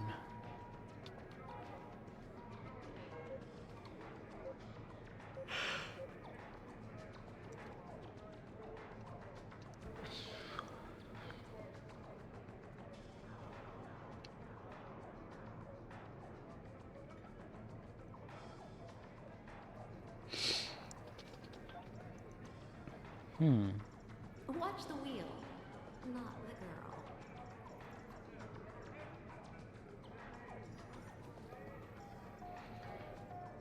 Well.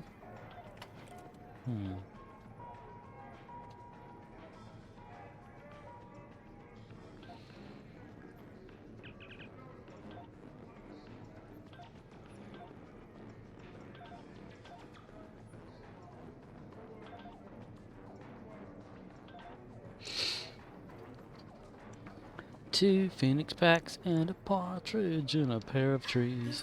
Your lucky spin.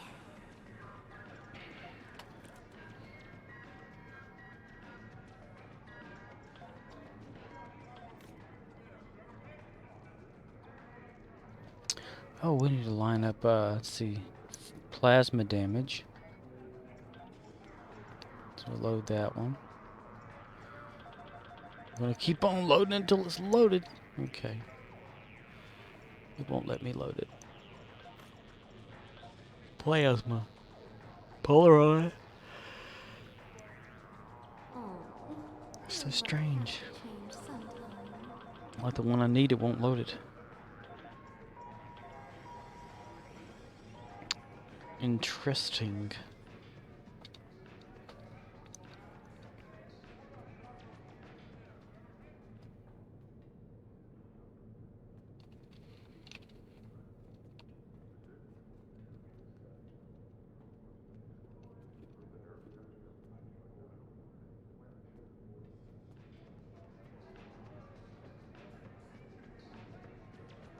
Platinum is a girl's best friend. Girl's breast friend.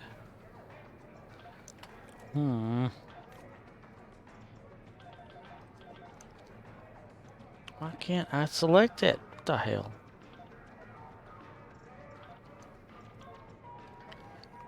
I'm gonna go to my ship.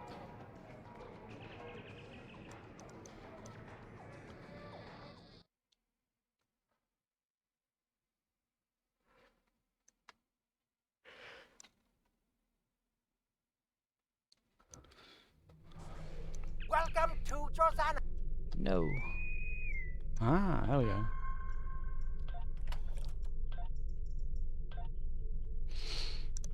Stations, Spock, not clone, Spock, hologram Spock. Ahí, sir. Ahí, sir. There's a possibility right there next to me.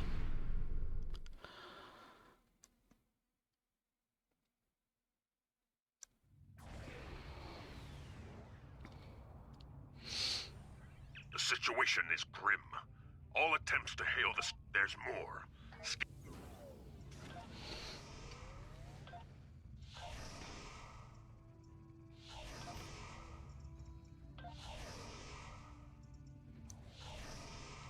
Let's see. Everybody's kind of up there.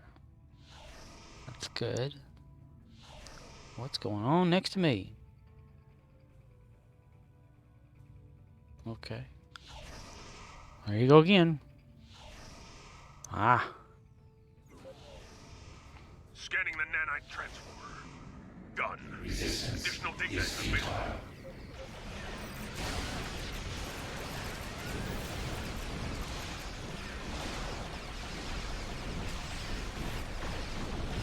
To Riley, right, to Riley, Riley.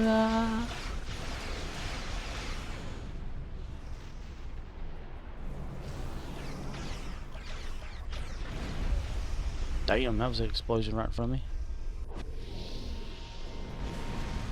The nanite probes can repair the transformers. Stop them! I need to fire off some torpedoes. Torpedoes. Torpedoes.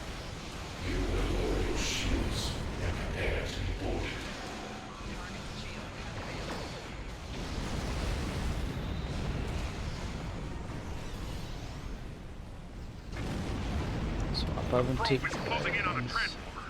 Destroy it!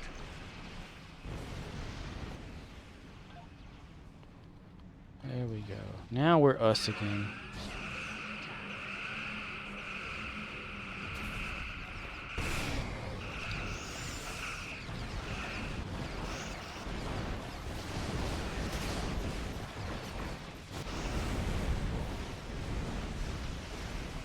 What the fuck?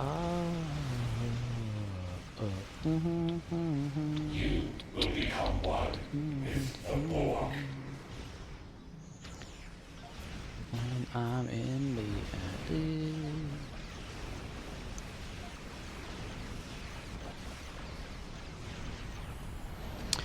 Mr. Spock. Spock.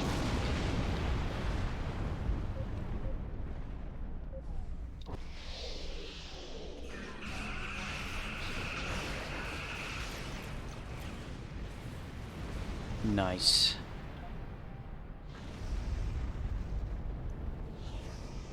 It's too bad there's a cooldown of like 30 minutes on that one.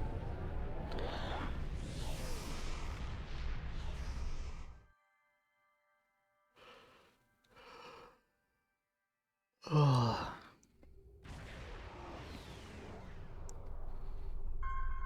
Welcome to Drazona. Holy shit. Let's see. Ooh, we got the Endeavors there. Ooh. So if we do the event, Kobayashi Maru.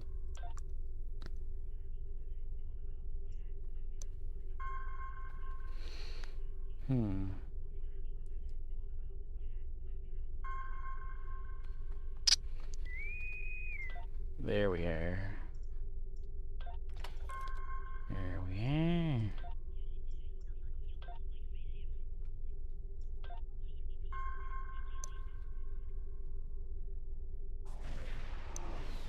A cool guy.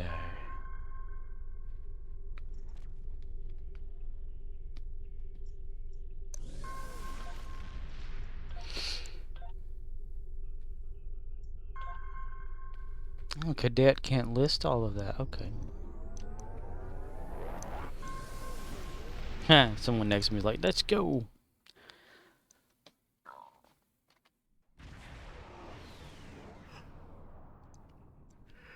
Welcome to the Gamma Hydra train. In this exercise, Ever check out that blueprints and particles thing? That thing was pretty awesome. Big bulky ship right there. Fire, seen one. Fire.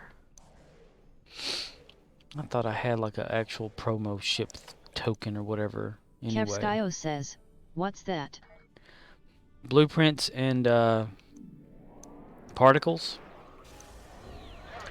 This is the Kobayashi It's 19 periods out of hold on. Tier 6. We have struck a gravitic mine and have lost all power. Our hull is penetrated and we have sustained many casualties. This fan of Star Trek used like top level like blueprint looks of the ship, you know, like it's line drawn version, and a particle generating type 3D effects or something, and did the whole Wrath of Khan battle sequence or whatever using audio clips from the movie, but it's just that overhead view of all of it. It's pretty interesting. Like it shows the you know, like when there's our shields are down, you know, and it shows the little dots going away and stuff like you see on the screen. It's very interesting. And it has pretty cool little like music to it. Let's see, what did I do? I linked to it, I think, in one of my The next wave is videos. incoming. Oh, I didn't even know we had a wave. Where the waves at? Where were the enemies? Oh, there they are. Okay. Fire. Fire. Okay, got that. Cool. There's something I found on YouTube that was pretty interesting to me.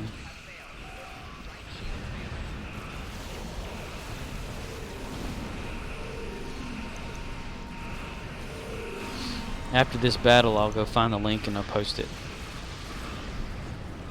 Fire. Fire, fire, fire.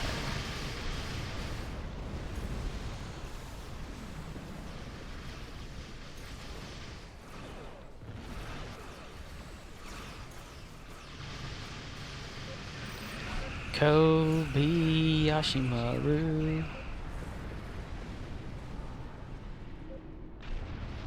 The next wave is incoming. Hey, little guy. Hello, Mr. Kobayashi.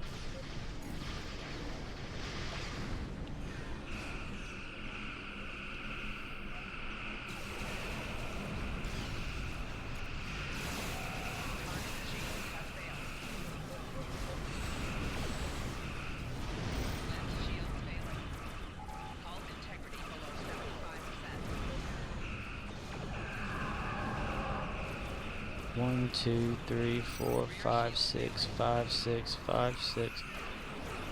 Shields up, Mr. Spock. Mr. Spock. Spock.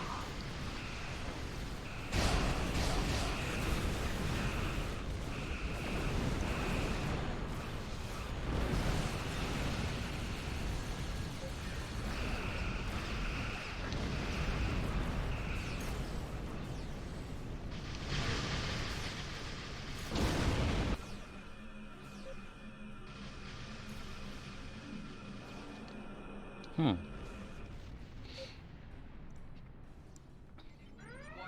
Ship is under attack.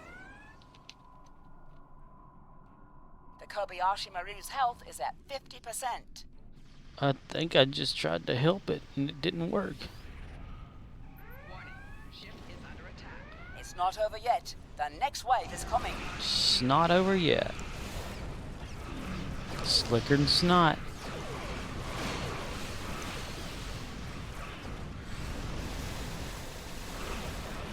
Chase cam activated. The Kobayashi Maru's health is at 50%.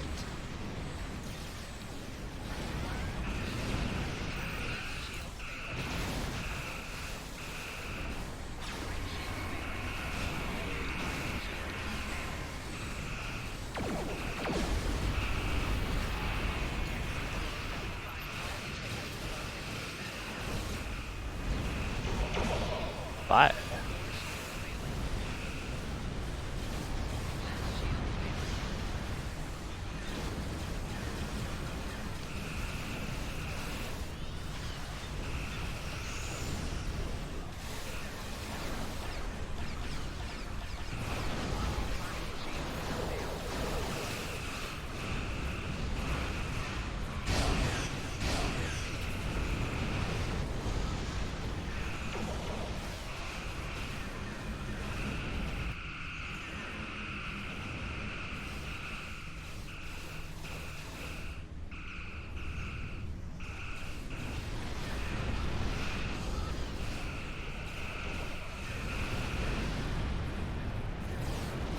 Where's the Kobayashi?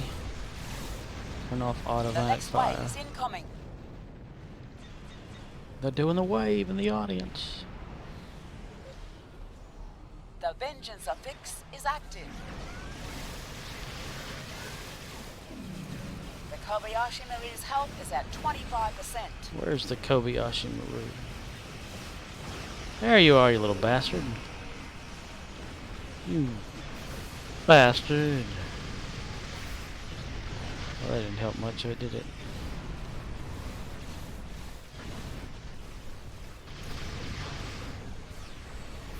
I give it hazard emitters and it barely does a damn thing.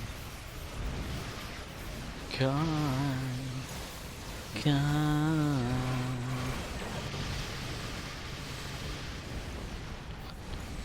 5, 6, 7, 8, 1, 2. Auto fire engaged.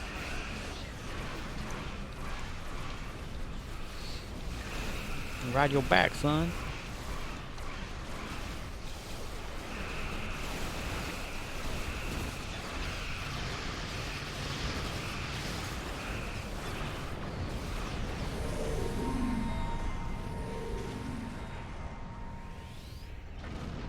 The next wave is in enemy assault incoming. Survive the onslaught. Come here. Oh, Borg. Wow, man. Wow. What?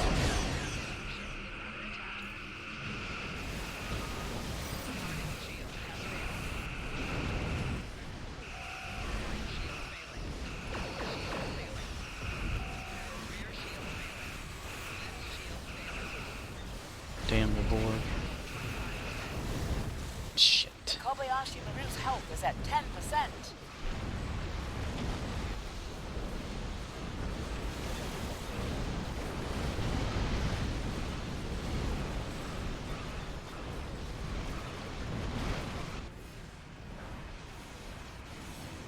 So the Kobayashi, dude, it took us all out. Wow, Borg.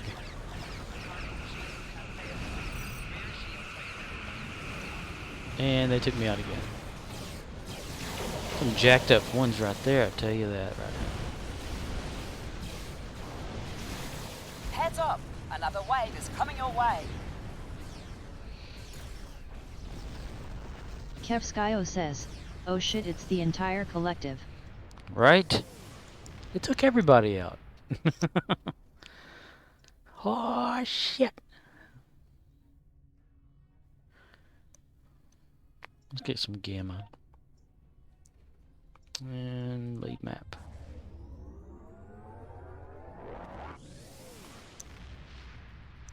Yeah, they had like some superior stuff. As soon as I respawned, I went down to 0%. The damn Borgs. Welcome to Drazona. Welcome to Drazona. Let's see. Let me minimize this. And let's see. YouTube.com. Because I thought this was pretty interesting. 1, 2, 3. 1, 2, 3.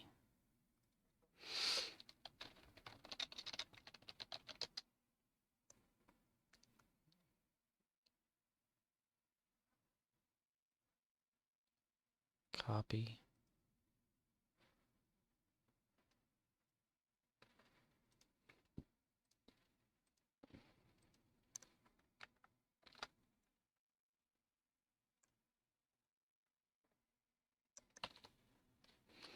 Scorpwana says, https://www.youtube.com/watch, v equals 2ylkr8nk0qg. Scorpwana says, ugh.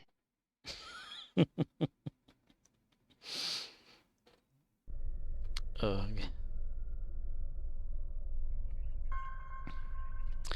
wonder if there's a way to like turn off whenever it just says links. Let me look at that.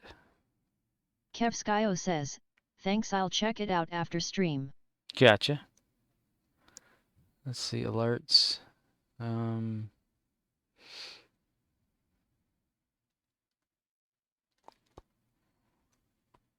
words.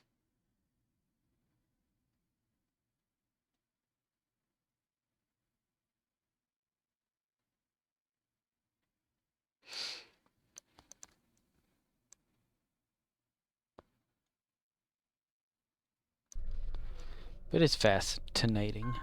Fascinating. Ooh, Endeavor. Let's see about this.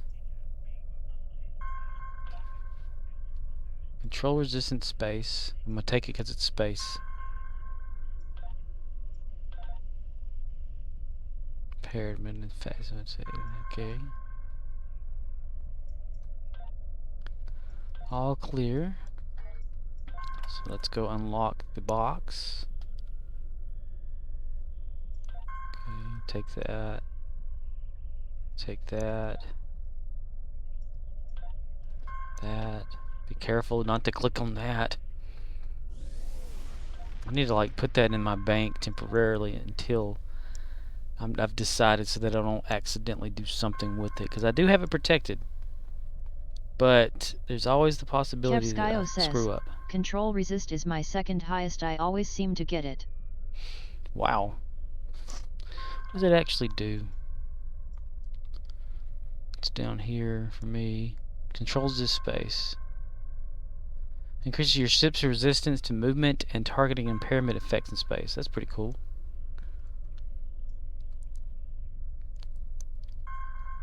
I've always just kept mine at like the speed and stuff, because I'm all about being impatient. Let me go back into actual Drazona so I can use the Welcome to use the bank to store that temporarily, because it's just sitting in my inventory. Then she dive down low. Soon may the Wellerman come to bring us sugar and tea and rum. What the heck? Move forward and it's like it's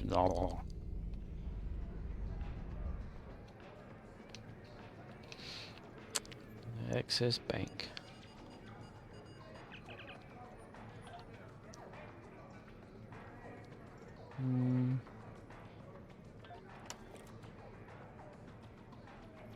What? Dang it. Clicked on the wrong one. There we go. I'm going to stick it right there temporarily. What's that? You need any starship trait of programmable matter enhancements? Special requisition pack Bajoran Interceptor 6. Yeah. Alliance Timerator.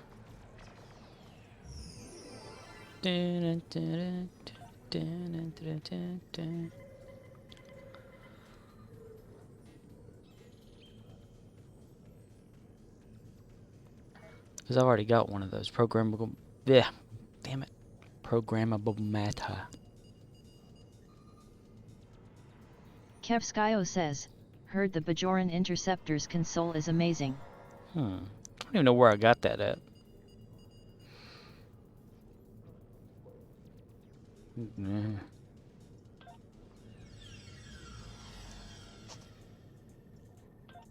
Now we have it, whatever.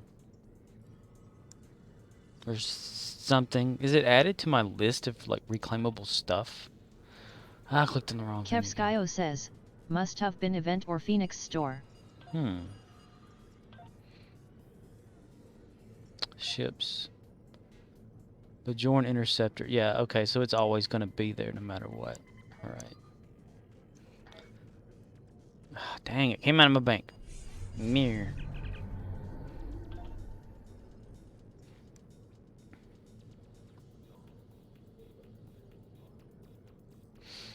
Let's see. Cross-faction console or salvage console. You ever had one of those?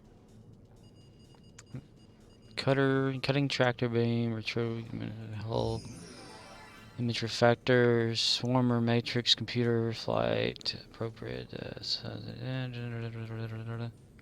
sticky web. I need to see how much what this stuff is costing on the like exchange. Let's see, because I'm just curious if it's even on there or not.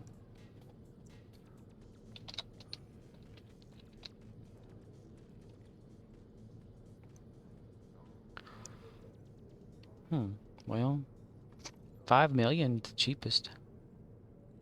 No, average of 5.5 million.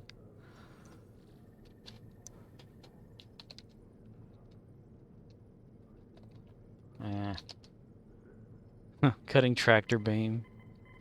Nobody give a shit about it. Unless it's okay. No, it's this one. Okay, yeah, 1.5. No, no, no, 5. Okay. Look at the wrong thing again. I do that a lot. I do that a lot. So looking at 5 and 5 for most of them. I'm just looking to see like retrofitted ass. What does that do? Exotic particle generator, kinetic damage, physical dot foe.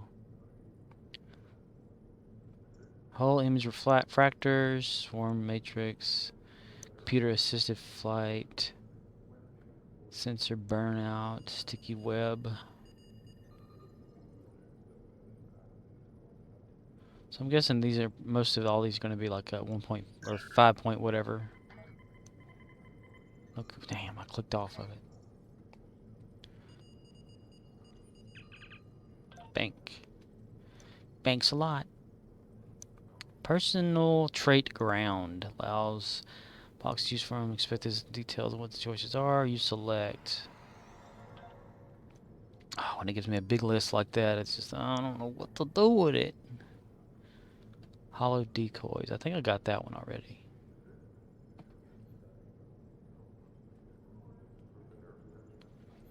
Salute. I don't know what to do about these ships. These Infinity T5 package ones. Let me look through some of the exchange on that. Just because I'm curious.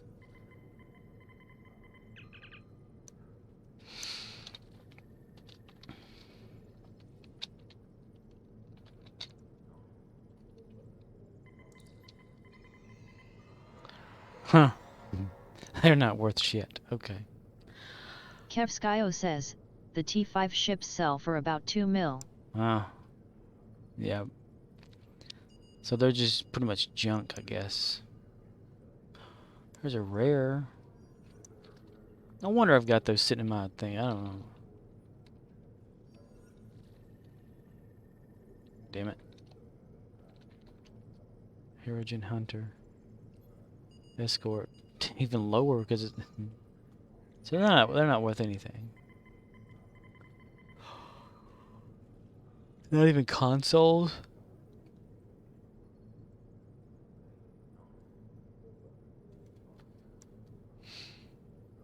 Round and round it goes. Where it stops, no one knows. Your hull strength, not very much. So those are worthless.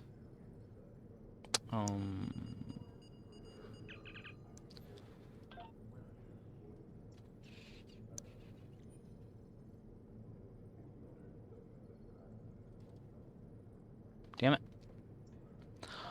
Damn it, Bobby. Damn it, Bobby.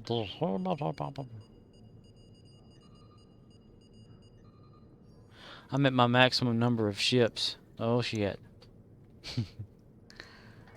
I need to go find a shipyard, which is over here, and probably get rid of that Bajoran one, since I can always get it whenever I feel like it. Alright. See, select your ship. Yeah, that. Harry maneuvers, emergency powered engines, pilot granted, counted. So if I get that, it unlocks it, like for everyone. I can even upgrade it. Oh, can't you see? Tactical console. Domino.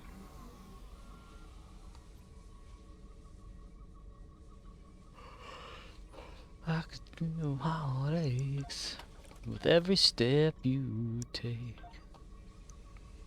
every move I make. Kevskio says, Domino is amazing. So you think maybe I should... I was just thinking about like selecting this ship, or well, that one, the Empress thing, and just maxing it out. You know, doing the mastery to unlock the stuff to have it. Maybe. And get the console off of it and just get rid of the damn thing. Ready, starship. Kevskio says, yeah, you can unlock the starship trait and never fly it again. Sounds like a good plan. I love it. Alright. Gonna carry it to maybe a patrol? Or, is that done yet? The conduit? That's a fast one, right?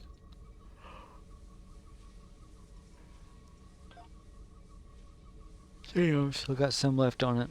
Okay, well, beta quadrant. Kevskio says, patrols are the fastest way for Starship XP. The Briars. Let's do Briars. That's more familiar to me. Talcum powder. Up in the briar patch, reindeer paws. Up jump good old Santa Claus. September 14th. Wow, that is a long time. So how far have you gotten with the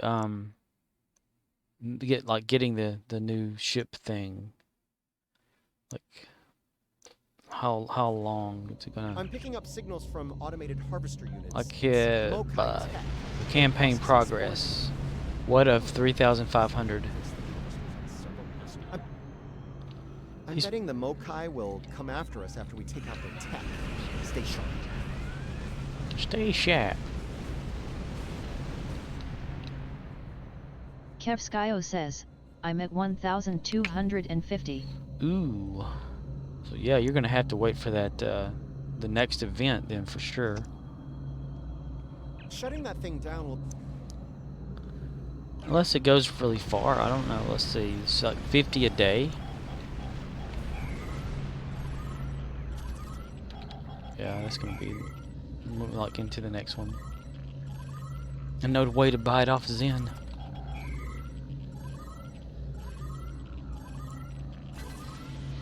Kaboom! Kevskio says, so I don't think I'll get it without buying out. Is buyout an option right now? Or is it, because I would look, I didn't even think to check.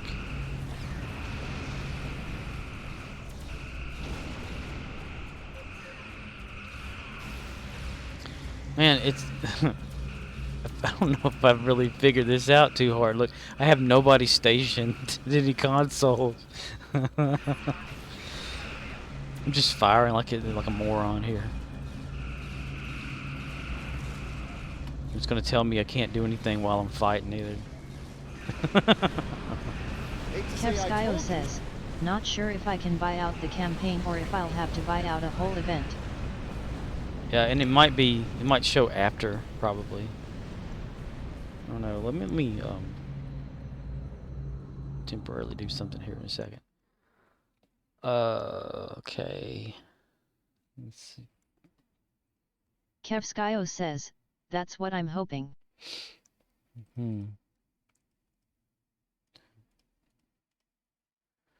714 days. So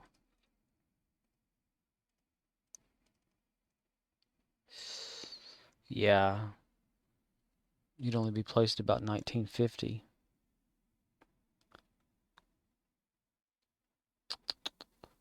And on average, how long does it last? Is it the 24th to the 14th? Is how long? Let's see.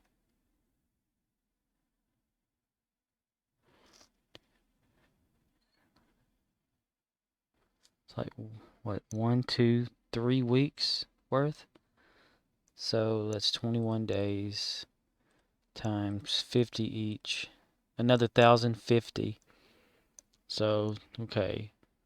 1,250 plus 700 plus... What the hell did I say a second ago?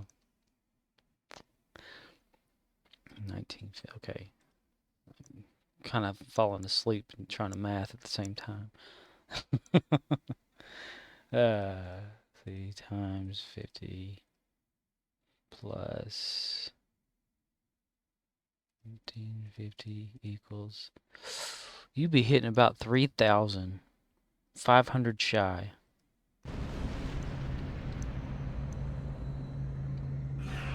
Ah, damn, I didn't mean to shoot anything. Shit.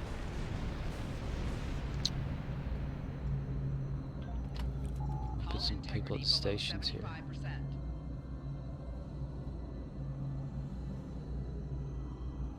Come on, go off a red alert. There we go.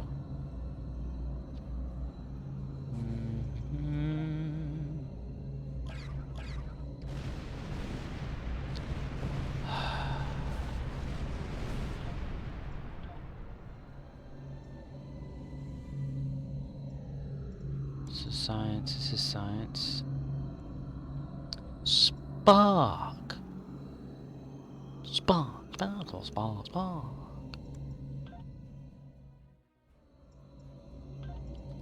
Then cash off. Engineering. Snotty. And here's the universal.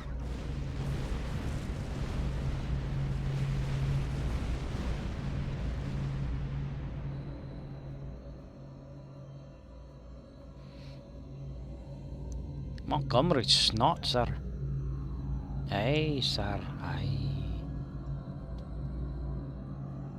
Yeah, there ain't much there, is it? I'll give it that.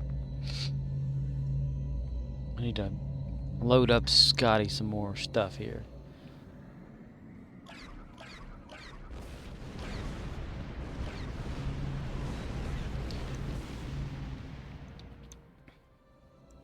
That was fast. Predictable, but fast.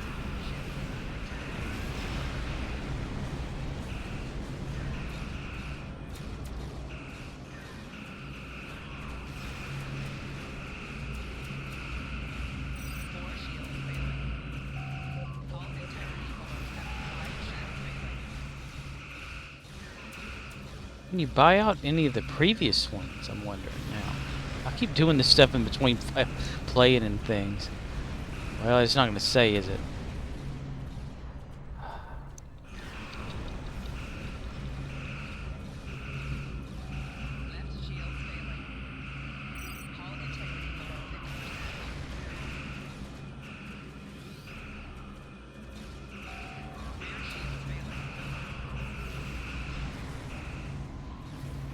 Snotty. Kevskio says, yeah, I can buy out a previous event. Okay. Depending on the progress in which you went through that event. What is that average? Like, how much Zen would you have to have for that? Kevskio says, but I'd rather buy out my remaining days than a whole event. Right.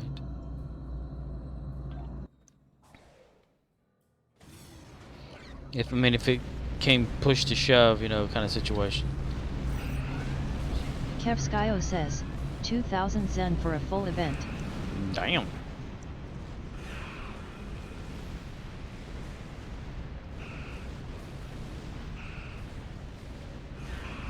Makes you wonder if you can go back in time and start it earlier. I seriously can't remember the dates in which all that stuff started. 'Cause I know it, like, the, what is it, Voth, Tholian's defense of Pavo. And then, like, I don't know when that happened. I forget.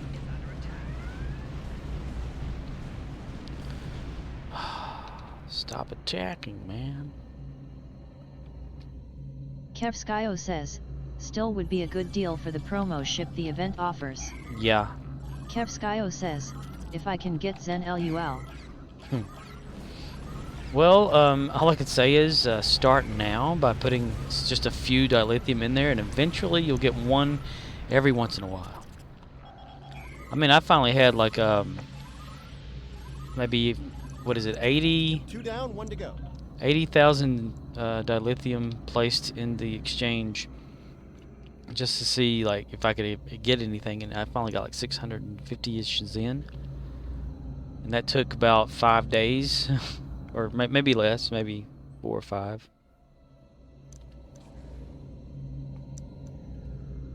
Klingons. A lot more Klingons. We're in trouble.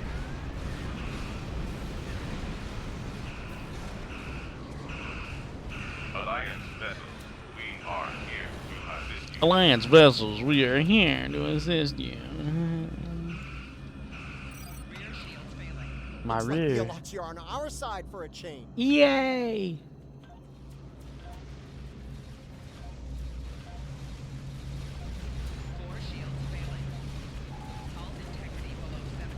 Low.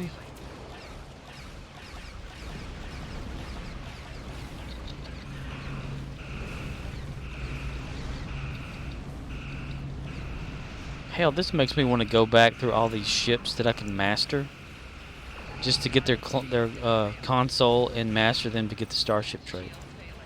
Now that I know I could do that. I play this game so backwards. I Benjamin Button the hell out of this game. That's what I do.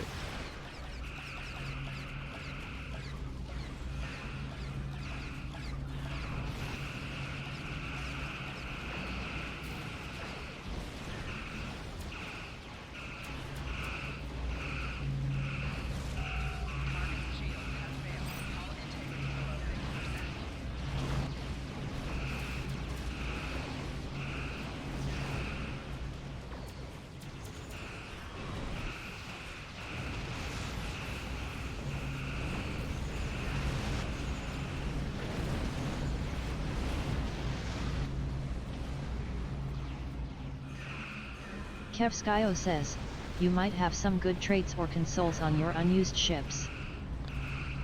Probably.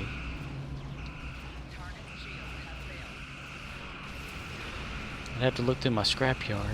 Just a few ships left. I think we might make it through this. Gotta get through this.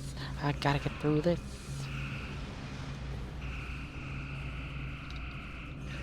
Having like a ship day event. You just see the vendor now. Yeah, she's a good ship. You know, you won't go wrong with this ship. She'll get you through it. You know, and then you take it and you're like, okay, I just want the console and I want just the ship trait. Says, a few years ago I got a free arbiter because I heard it had an amazing trait. Cool. That's one of mine in the list again. Yeah. All clear. Let's shut down the last harvester before the Alachia get nervous. The Alachia get nervous, Scoob. Like zoinks. I can't click it. Okay. All that bullshit pops up in it. God damn that little thing. Kevskio says, but I didn't realize how Starship Mastery works, so it went unused until 2 weeks ago. I didn't have the trait before anyway, LUL. So you're like pretty much the same same ship as I was, literal ship that I was. Like I have all these things that's like sitting around and not know what the fuck they are to do with them. That was something. That was Still something. debating whether it would. Okay, that was something for them. Let's see. Fleet marks. And how far did that get us from this little tiny ship? Not a damn bit of farness. Kevskio says, thought you got the trait with having to play the ship. Still debating. Yeah, that's, you know, like, for it to unlock. Kevskio says, guess I never bothered to check. Yeah, like, let me go to them real quick. Like these things here, starship traits. I had like no idea that I had this many. Cause I just looked at these and was like, okay, well, whatever, you know. And it's still that damn one right there. Every time I put one in there, it disappears. Kevskio says, but consoles don't work that way. You can just take them. Yes, you steal them off the ship. Yeah, I had like at the time only a few of these and didn't realize it until I got my temporal ship that I had some of this stuff. But then I mastered one ship and I parked it in my like dock and I was like, well, you know, what's going on? And I don't even know how some of these get going. Like, you know, okay, space reputation. Okay, active space reputation. What? You know, what the hell does that mean? It's the same. It's like it's. So these are inactive. I mean, Critical hit. I mean, they don't activate. Are these always activatable? That stuff, it doesn't make sense to me. Shouldn't it just be like one long Kevskio thing? says, hold up entwined tactical matrices is a very good trait. Hold up.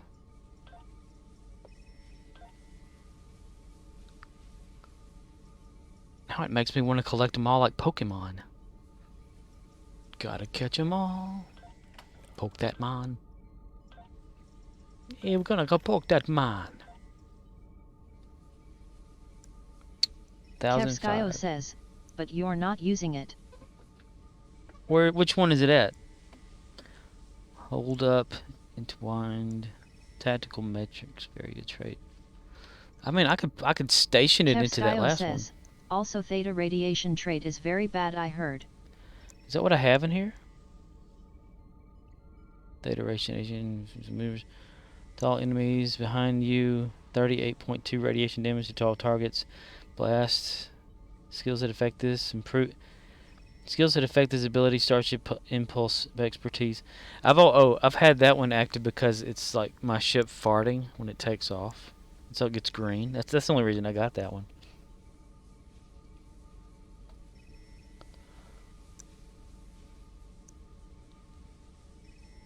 Radiation damage from ship farts.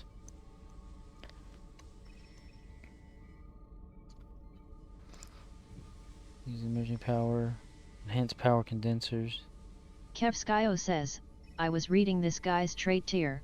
It's the only one he listed as FFLUL.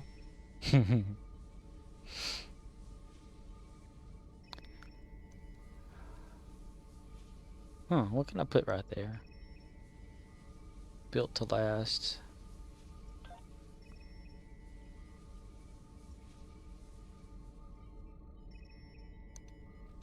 So there's a programmable matter thing.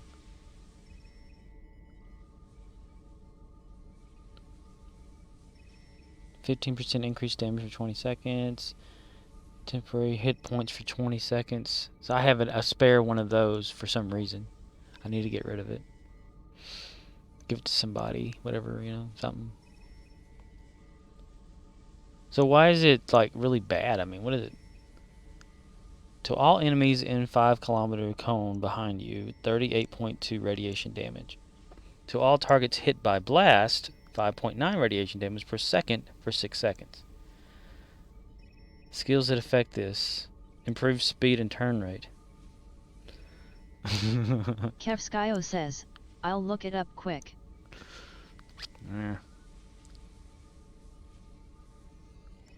Let's put built to last in there.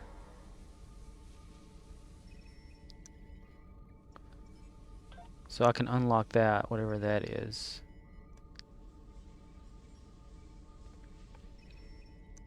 Alright. And then back into the fire here. Patrols. Gotta let that reset. Sentinels. Ruins of Doom. All patrols. Die with honor. And we launched that one. Who cares? Yeah, I need pizza here in Drazona. Anybody got a Domino's nearby, a Pizza Hut or something, man? Can you stop this virus? I don't know. Let's just go and blow some stuff up.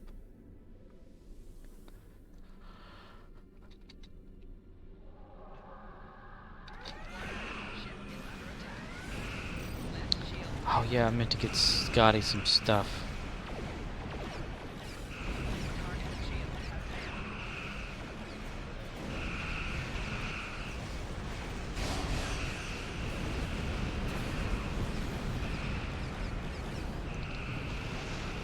Fire.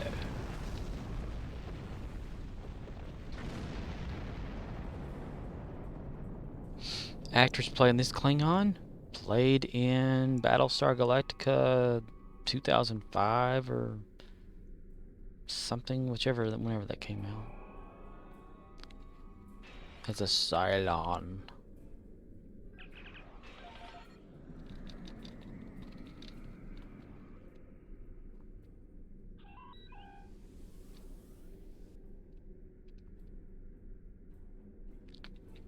Damn fine time not to be having those Borg red alert TFO things. Those came in handy.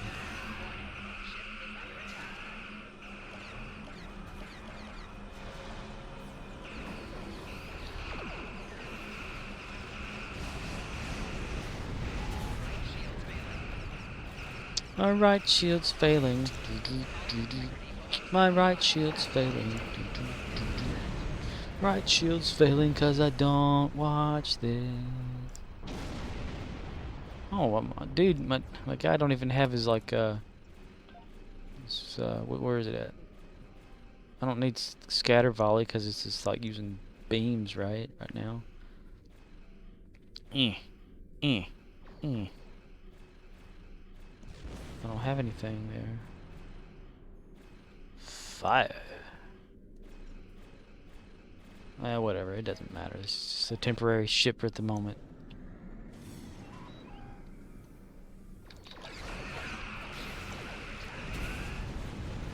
Your ship is under attack, Captain.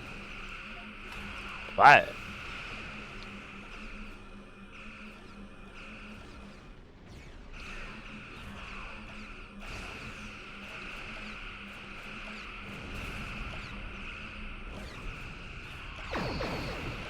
I keep clicking on something I don't have.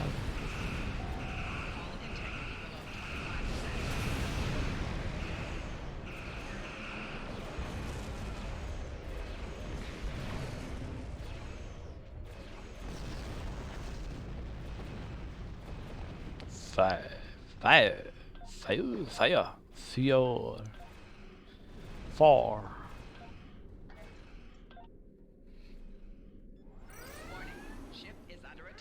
The ship is on top of attack.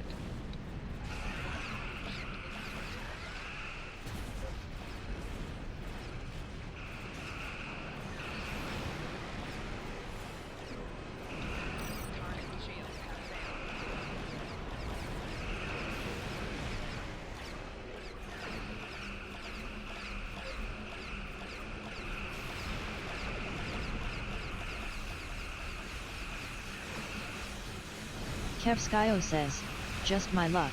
Still Reddit is down to raise awareness for vaccine misinformation resident sleeper. Can't even look it up because that's happening.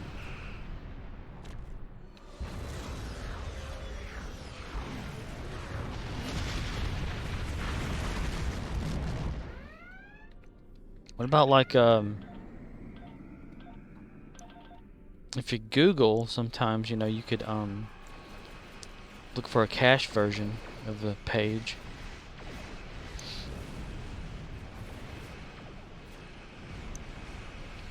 Or heck, what I like to do sometimes, I'll use the archive.org site and go to a page, get the URL for it when it's, you know, a good time for it to actually have information that's worth keeping, and then add it to archive.org. Where it'll always be there. Because they let you add in about anything there. It just makes a mirror copy of the current page you're on.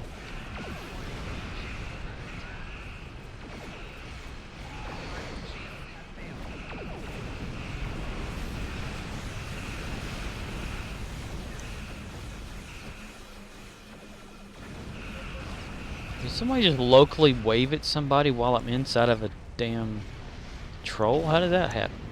Or has that always been there? I just didn't notice it.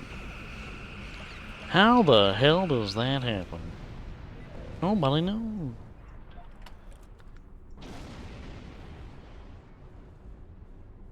Tic-tac-toe can soil. Repair battle cruiser.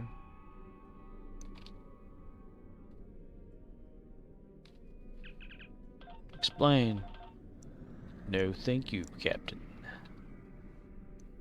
No, thank you. Fire. Nice out. Hey.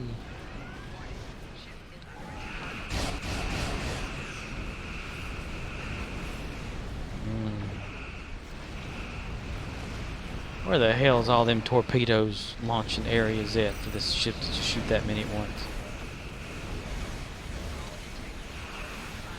Boom.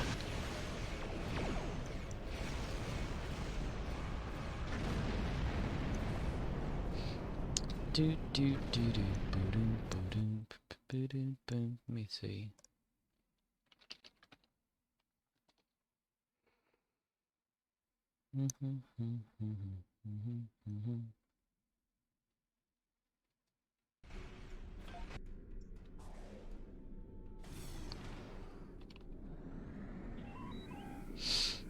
Standing there alone, the ship is waiting, the systems are going. Are you sure? Controller's not convinced. Computer has the evidence. No need to abort. The countdown starts.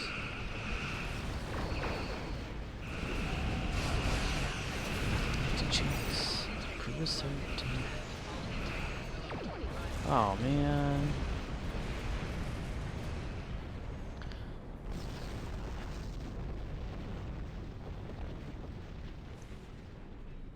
Explosion!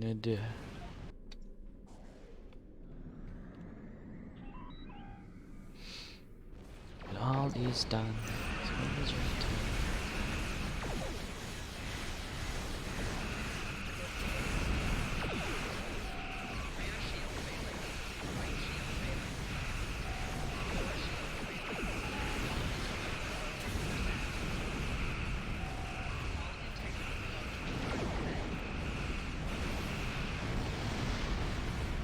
Maybe an explosion will weaken that ship. Nope, it went right up to 100% when it exploded. I only strengthened the ship. Do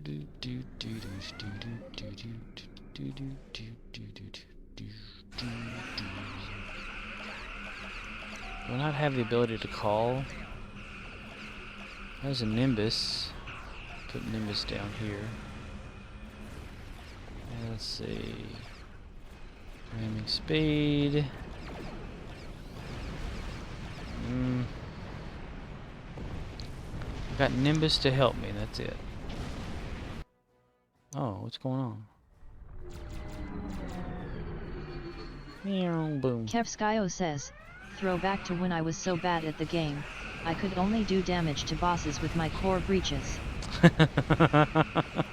I've tried that too. Whenever, what was it?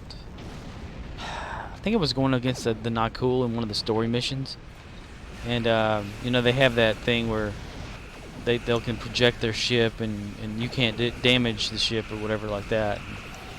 I tried to destroy that damn like projection or whatever, using my ship as the detonator. Like I'd wait until my ship got down and I'd use that ramming thing to, you know, ram into it and blow it up.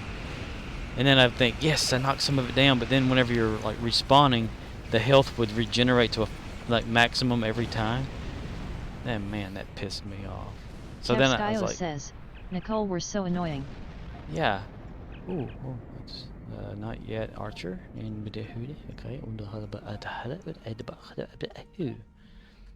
So I would I had Nimbus like then, and Fleet or something help and whatnot, and I would try to get those two at the same time to help me just defeat that damn thing, because it kept just pissing me off. I can't remember what level or thing that was there that I was on, but it just always ticked me off. Let's see, skills. I got skills. They're multiplying. It's not going up as fast as I hoped it would.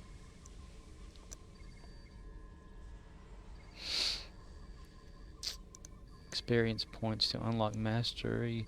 Tier 3. Precise weapon systems.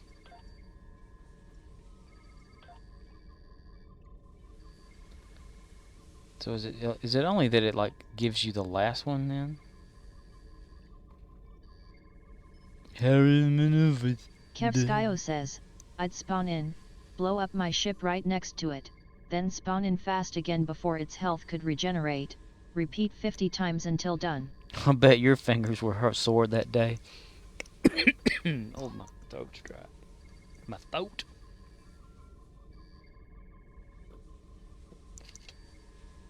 It's the little strategies that we have that help us along the day.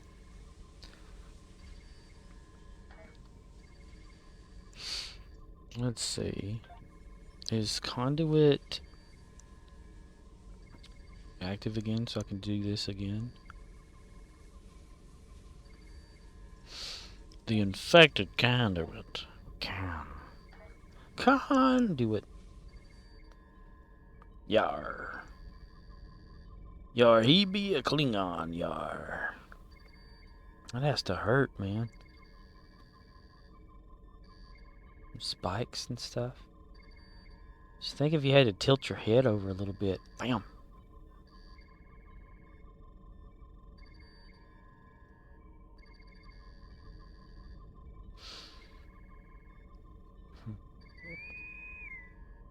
Shatner. He likes to shit in people. Kevskio says, doesn't look like he wants free hugs. He's got the hugless vest. Kapla, my shizzle.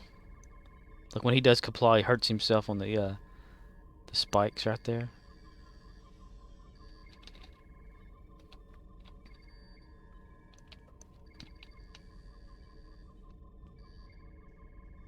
Kevskio says, kaplooey.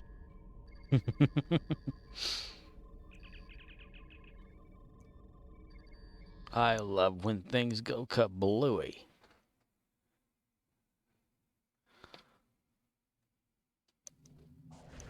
Let's see how much experience points I can get off of this. The situation is grim. Oh, wow. Wingman. Oh, a dude's got wingman. That's a cool ship. What is that? Jim Hadar, Vanguard Carrier T6. Interesting. If I ever wanted to get my Vanguard guy up, that's what I'd probably get something like that. Oh, somebody's got Kobayashi. Hello there, Kobayashi. What's going on, Kobayashi? You will be Borg. I'm gonna be Borg enough if I don't get this thing started. Scanning the nanite transformer. Done. Transformers, robots in disguise. Transformers, more than meets the eye. The Autobots wage their battle to destroy the evil forces of the Decepticons. Impulse engine damage. Wow. And I'm not going to repair it either. This is not my ship. This is just some loaner I got, you know. My ship's in the shop and I got this loaner. I can totally see that being an Owen Wilson movie. Repair the transformers. Stop them. Just imagine like he's this captain of this starship or something, and you know he's got to get it repaired, so they give him just a loaner ship. You know, it's like no, it's not even my ship. You know. So I met this woman the other day, and she saw my ship, and she thinks that's mine. Wow. A probe is closing in on a transformer. Destroy it. No, you destroy it. I will destroy you. Destroy it.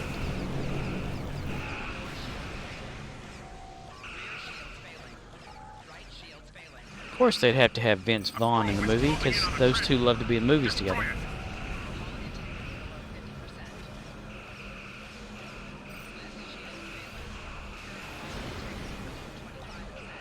The Borg have repaired their transformers. Damn it.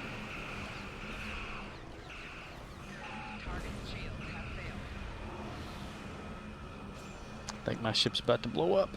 We will add your technological and biological distinctiveness to our own. To our own. Borg have a cold. We will add all your technology to our own. Kevskio says, Wedding Crashers was the first movie I saw with frontal nudity. Wow. Hull stress. I got another damage. Well, I can't remember the nudity they had in that movie. I think they're supposed to come out with Wedding Crashers too. Wow. I think Owen Wilson did pretty good in Loki.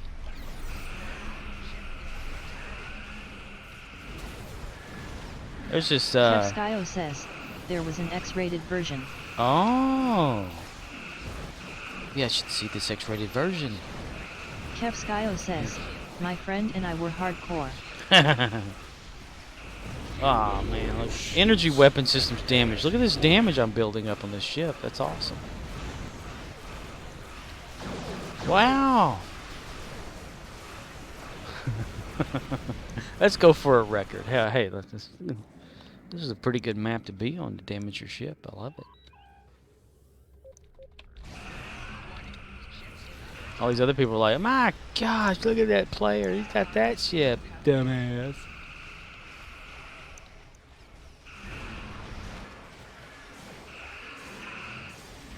Just don't know. I'm not here for this. I'm here to have fun. I'm not here to take it seriously. I just want to upgrade this thing. Pass on that. Somebody's used their gravity well. Kevskio says, do injuries heal over time? I got injuries earlier tonight and never healed them, but they're gone now. They might. I don't really know. I mean, I've only ever got just a few, and as soon as I did, I used like the conduit or the major components and stuff to fix it. You'd have to look that one up. I'm not really sure. Where's our wiki guy at? Arcanologue. The walking wiki.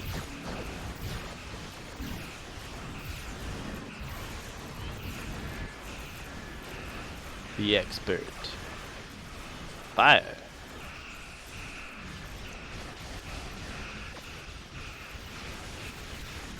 You will lower your shields and prepare to board.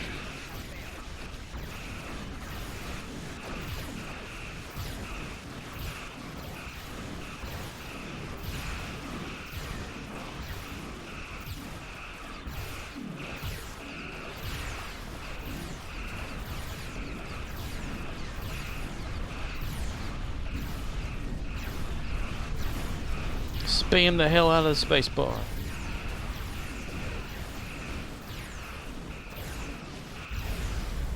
Boom. Hull integrity below 25%. I wonder, like, if I changed the ship over, if the damage would go to that ship too. Let me see. I'm just curious. Should have like a Mythbusters Star Trek the online game edition.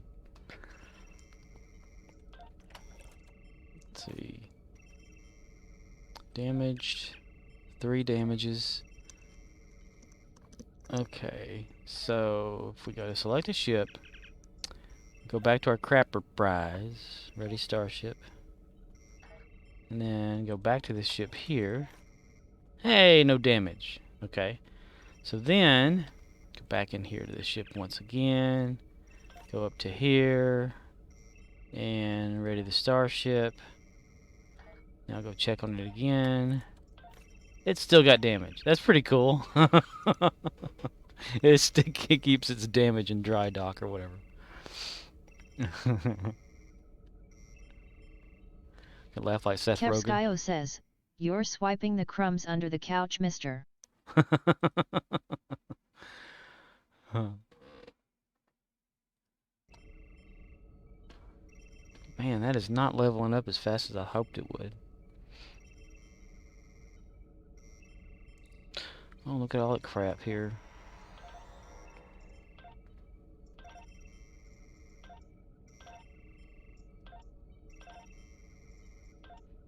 It's gonna be a work in progress ship to that. Look at all these people here. So the next one, it's there. So 1, 2, skip a few, 99, 100.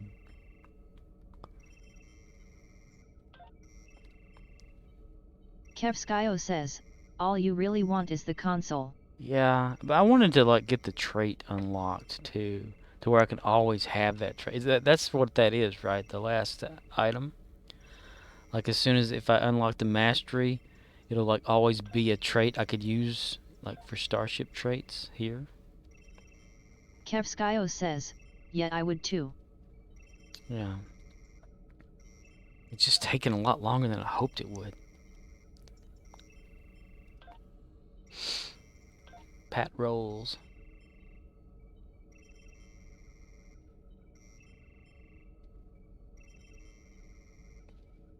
Well, there's that. I mean, it tells it, right there. I'd need a bonus or something for experience. Maybe a weekend. That would be a good one for this. An experience weekend to get this one up. Unless I wanted to like take forever and do that, So, because it's like, what? 3, so we get to like there. And then we get to there. And there. And since it keeps all the experience that you sort of get anyway, I could get rid of the ship and bring it back, and it would start right from where it left off, or it should, according to information and sources. It'd probably keep its damage effect too. Now I'm curious about this damage stuff. Kevskio says, I got mine leveled during the last Borg TFO event.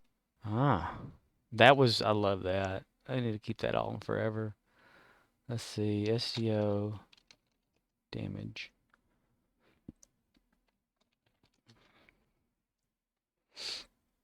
Ship injuries.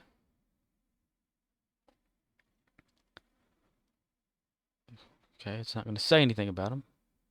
Just a list of injuries. Oh, no. Ooh, go back.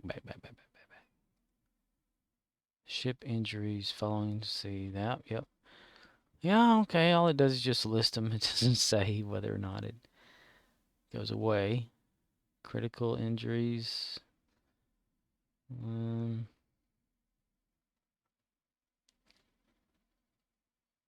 Critical injuries 3P.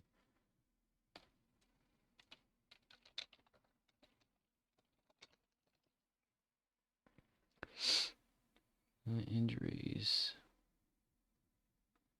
I don't know. We'll just like see and test it ourselves. Fuck it, we'll do it live. Are there any episodes that make this thing go faster?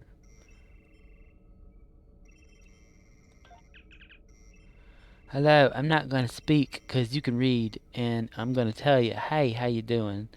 But I'll call you later, okay? Ooh, see, expertise will go up like severely for that one. If I did it with this one, there's no telling how long it would last, though.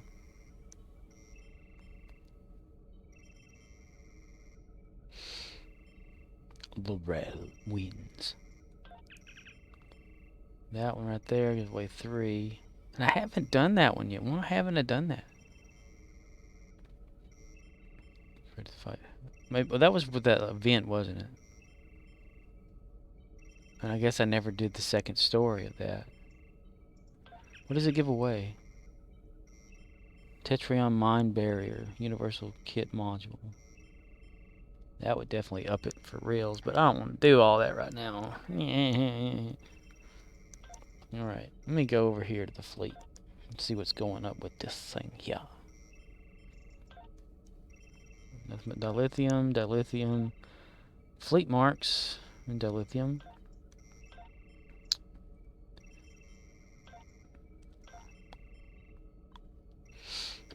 There, no. Provisions, still need provisions to make that happen. It's kind of stalled out still. Kevskio says, running the 9th Rule Patrol under Jula Discovery also helped me. 9th Rule Patrol? Like out of the list of patrols?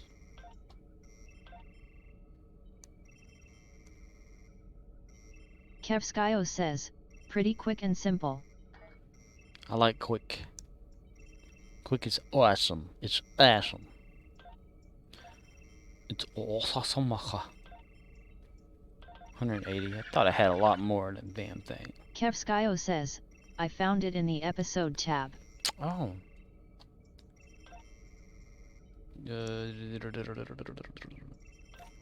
Julia. Oh my gosh. Look at all this stuff I haven't done here. I could have sworn I'd done some of these. I remember them.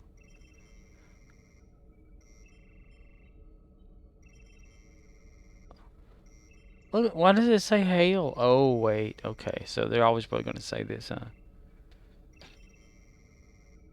Ruins of Doom.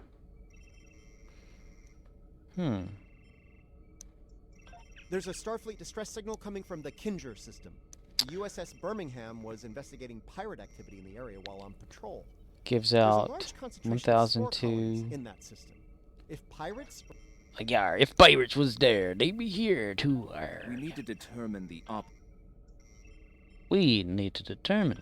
A research team is analyzing spore colonies in the Donat. In the do not. No, they do not. There's a Starfleet. I'm here if you need me. Good. Okay. Thank you, Stamets. Stamets, I need you to take that mop and go into the bathroom in the ship.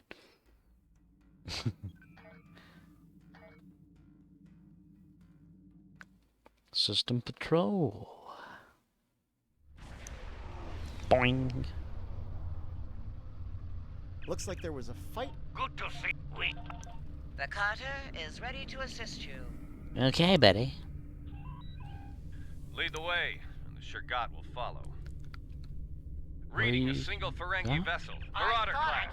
They've declared. Leave enough of their ships for salvage. Yar. Be under cloak. Yar be under Orions and Ferengi working together? Yeah. Yar. This'll end well. Yeah, this will end well, it will.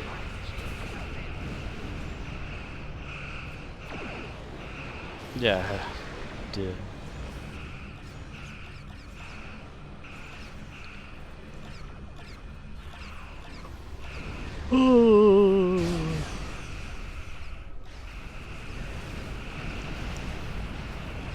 Explosion. Ferengi, leaving the dirty work for us. Attitudes again.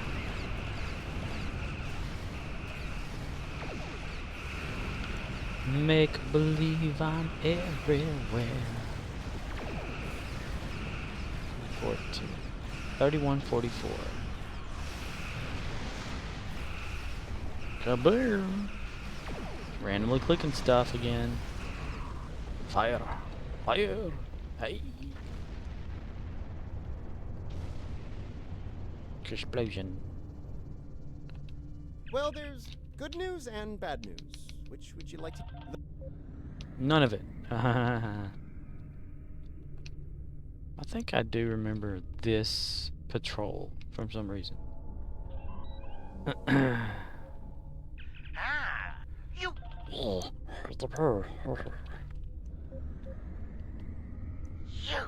treacherous Piece of. This deal gets worse by the minute. A piece of Schmidt you are. That's Pewter Schmidt.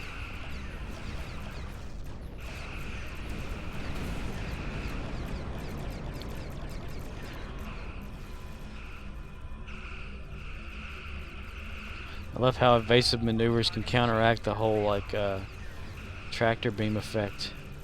It's like tractor beam, evasive maneuvers.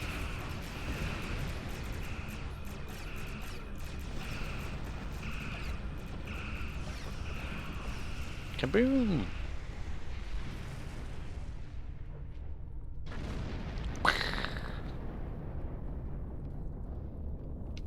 The nerve. Now. Beer.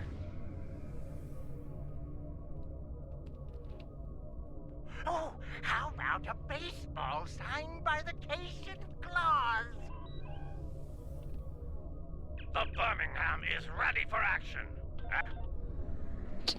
Are you go into the tree. Strung up a man, say murdered 3.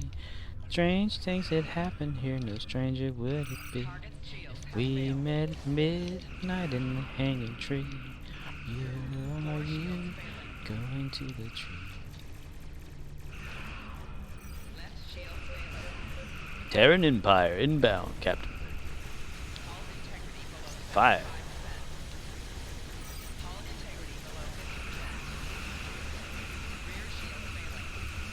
Rear shields failing.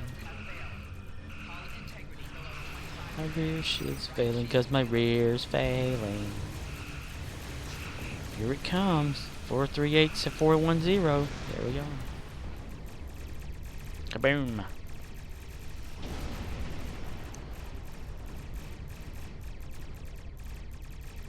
Terran Empire. Shields up. Red alert.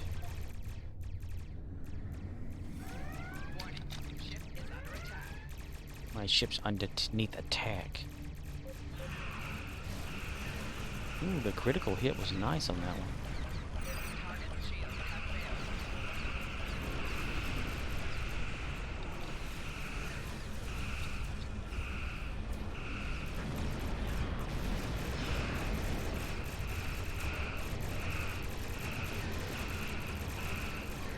Mr. Spock! Shields up and fire. Under my order. Mister? Fire.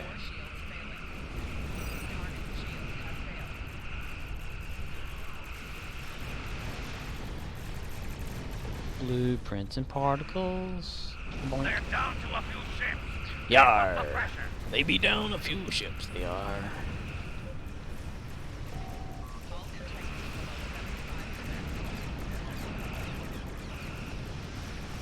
Is that Telluride? Defeat enemy stragglers. Dan da dan, bananas and pajamas. The stairs. Well fought. Well, modern. Yeah. That means the ship goes boom boom.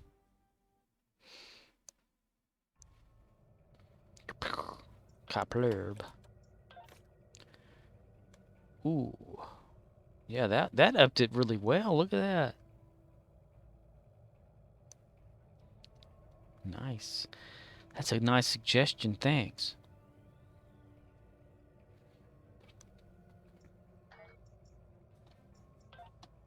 Do do do do do do do. There's a Starfleet distress signal coming from the Kinger system. The USS Birmingham was investigating pirate activity.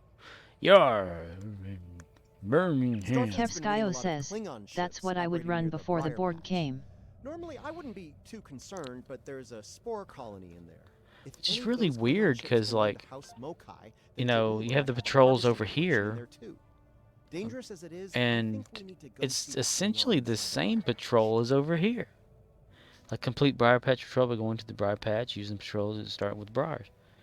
And then it's the same one, I guess, virtually in here. See, look, 9th rule right there is listed under these patrols as well.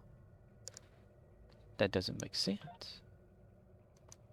I can't understand. See that within the Briar Patch, that's one I played earlier. And then Briar Patch right here, within the Briars. So I'm going to play that one as well. I'm here if you need me. Kevskio says, also I feel like it has nothing to do with the episode arc. Yeah, it's crazy. It's crazy. It's like they just needed somewhere to put her, you know. We'll give you your own story, or whatever. She's like, yay, I get to be somewhere in the game, you know. And then they're like, here, these things. Irma, okay. Kevskio says, Jula's discovery is only like 3 real episodes. I'm picking up signals from...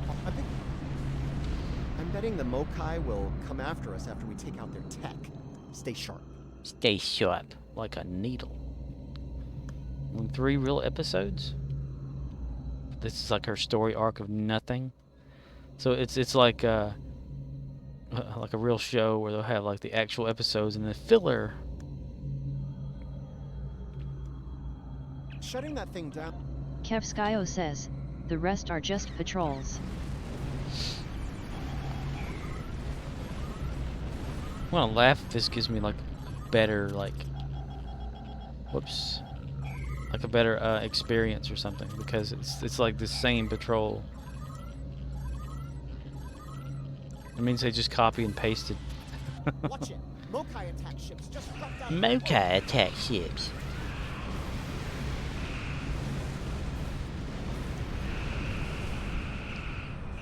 The Mokai, Captain.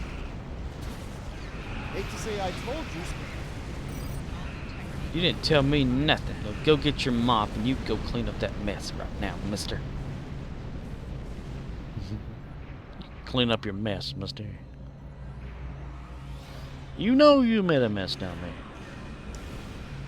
It's up to me as captain of the ship to make sure that you clean up my mess. Don't worry about that either. It was a gift.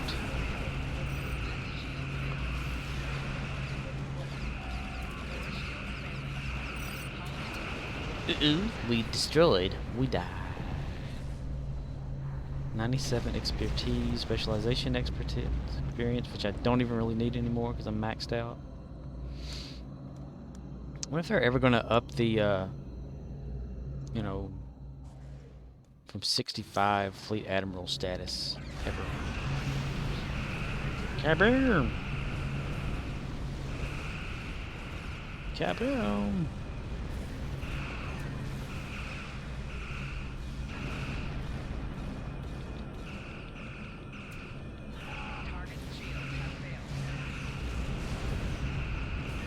Mokai. I can't remember if they ever established in-game like how the Mokai Klingons are related to the original looking Klingons, or the TNG Klingons. Like, was there a crossover? What the hell? There we go.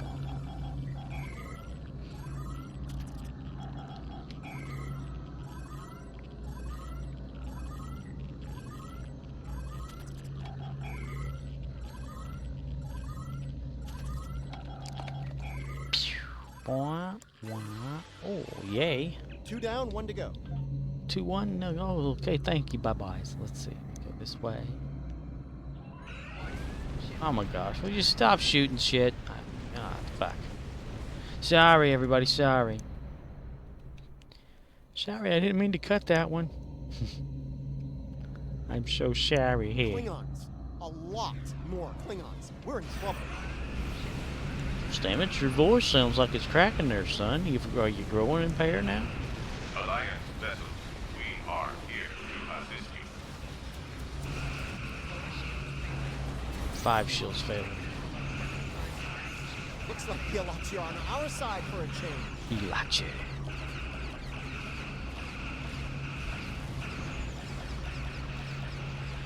They're here to put you on their table and click and stuff. Worf knows all about that, doesn't he? I do not want to talk about it.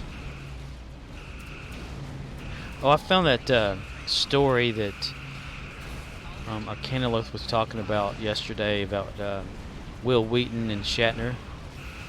And I went and read it, and then he's got like an actual video all about it too. And it, to me, it was like maybe he was just joking with Will, and Will took it too seriously, or made everybody hate Shatner more.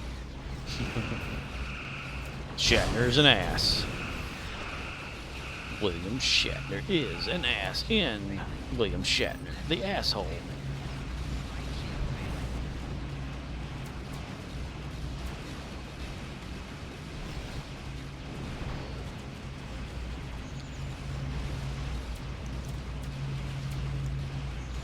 Okay, let's respawn now. Okay, that we did.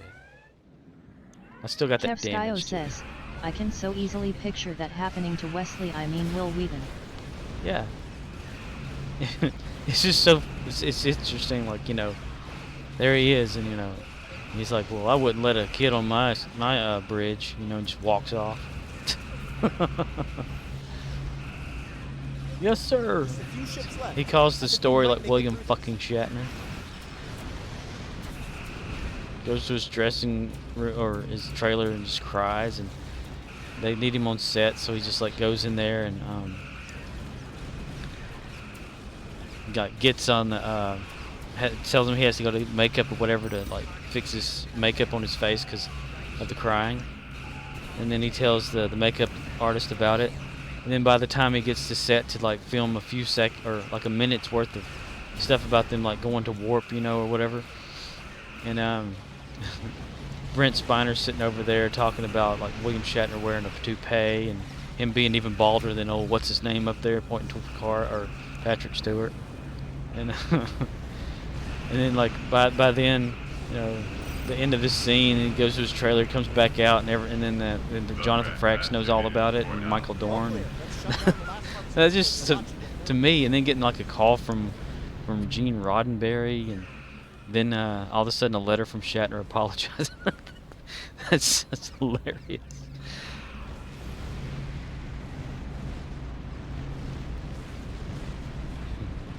And all because he wanted to meet the guy. What does that tell you? Do not meet your stars, because you're going to be disappointed. They'll piss you off or whatever. Or it could just be that's just the way he is. Kevskio says, I'm surprised they cared enough. Yeah, it's just really weird, you know, that they treated like Will Wheaton like he was like, you know, one of the family on the show. Even though we don't know what the hell happened with Wesley. Kevskio says, it's Hollywood after all. Yeah. Or either it's just Shatner. You can be an ass, or you can be like a decent person and, you know, be an actor or actress. Something. Still.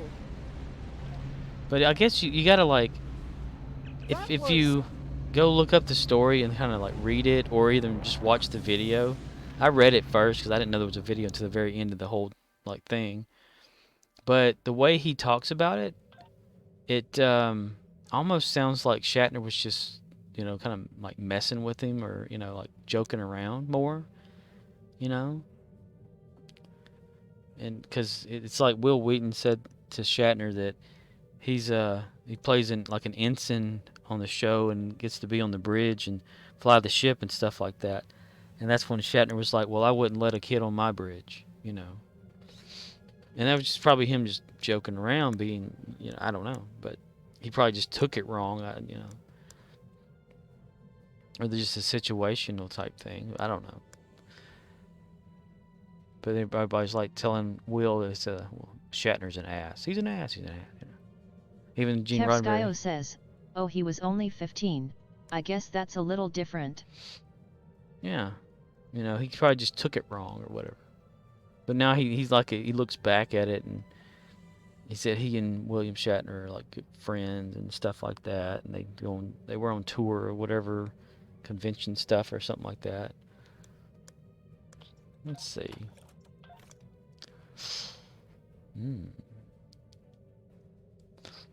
1,143 experience points. I thought he was at least 18 at start of TNG. Yeah, I didn't know he was that, like, actually, well, I guess before he was ever on the bridge, you know, I guess he just, you know, looked like he was tall. Like, I guess that's why he looked older or whatever. But I think before that was a few episodes he was never allowed on the bridge. Because Captain Jean-Luc Picard said so. He said, no, Wesley. No, Mr. Crusher. No, thank you, Mr. Pavo System. I could do one more of something and knock that right up there. So that gave me more experience going through the Klingon Civil War version of that versus the original version for some reason. Maybe because I have normal difficulty selected. What does that even like really do? I mean, that doesn't change anything. Enemies difficulty loot challenge. Private. Private. Private. Let's see. Right here. Let's see. I will do one more patrol. And it will be just all of them to die with honor. We'll do that one just because it's there. And then I'm gonna call it a night. Oh, this is the virus thing again. What the fuck?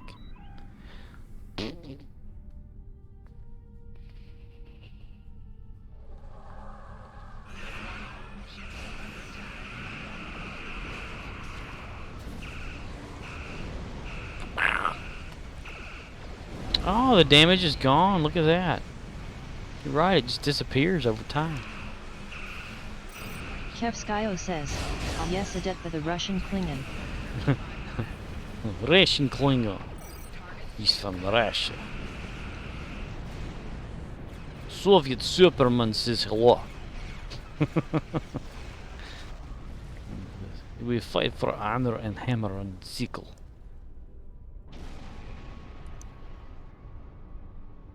And rubber fist in a noose.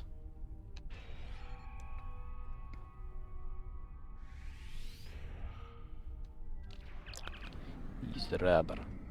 Kevskio says, not sure what her accent was supposed to be. Excellent. They have to go like dialect coaches and stuff.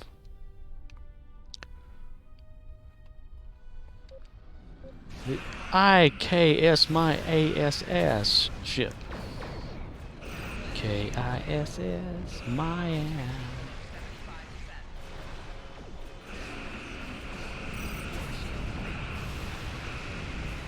Four shields are failing, mister.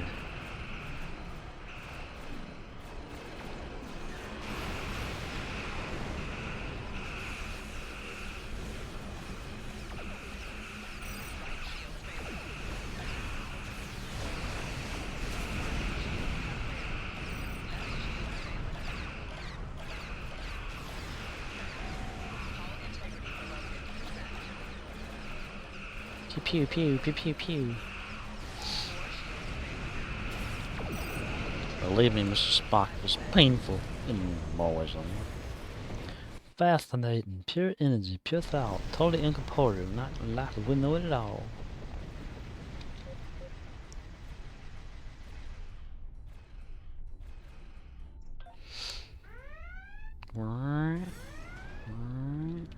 Read alert. Mind your bottles, Ushanka. We don't need all that.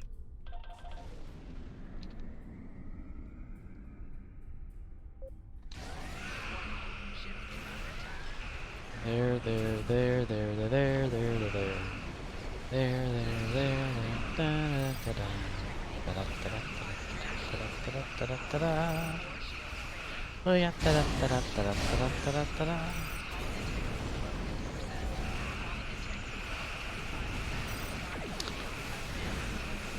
Tetris theme music would be cool for this game.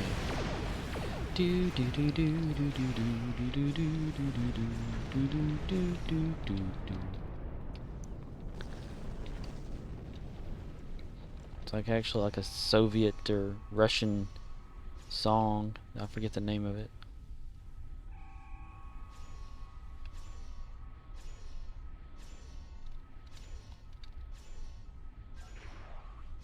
Thank you for the shot, Doctor. We'll see you later.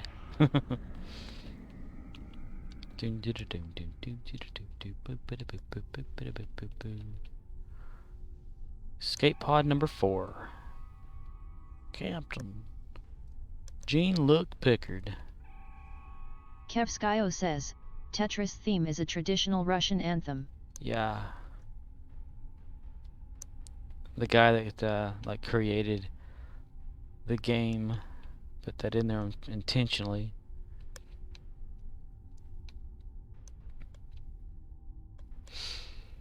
There's a guy I know that he had like a cat, a gray cat. He called it Tetris, just after the Game Boy game, you know, version of Tetris, not the actual game, because he said he used to like to play the Game Boy version. And this gray cat was actually like a Russian, you know, cat, and he wasn't aware of it until later on. And I told him, I said, well, you know, the Tetris theme is the Russian, it's you know, like a Russian song or whatever anthem thing, like you're saying there. And he said, really? And I said, yeah. And it's like you accidentally named it a name that you know, it's part of. And he said, wow. I'm like, yeah.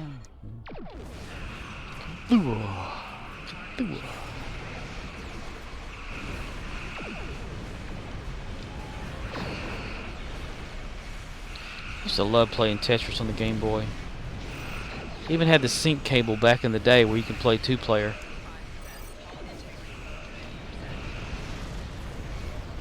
I think I still have the sync cable, but I can't find the Game Boy.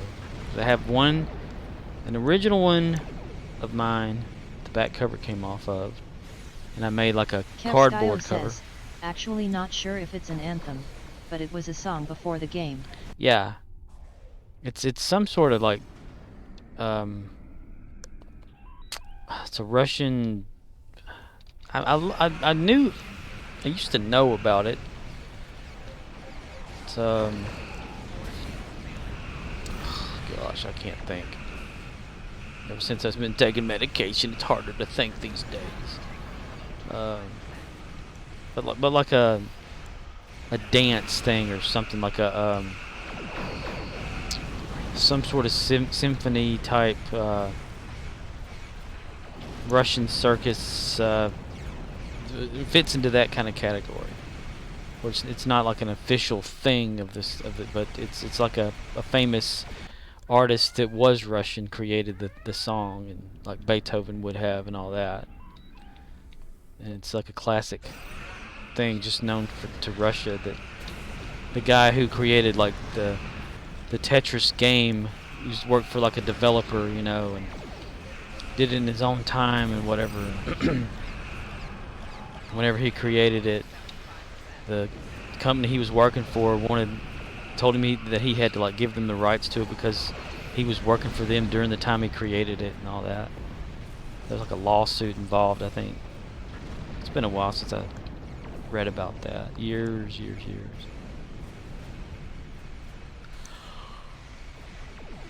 But eventually, I think he won it or something.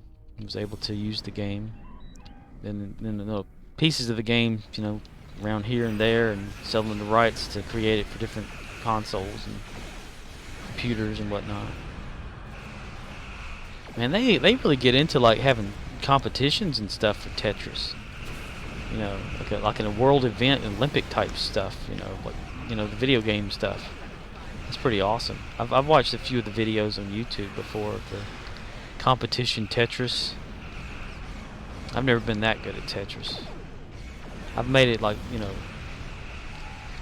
level 100 level or whatever passed on the actual Game Boy, but never just on a PC or anything like that.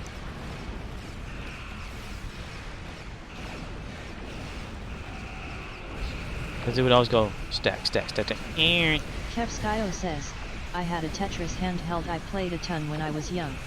Yeah, it was an awesome game. It's like it also would help you like figure out things. Kevskio you know. says, before the Game Boy days. Oh, you had one of those. Awesome.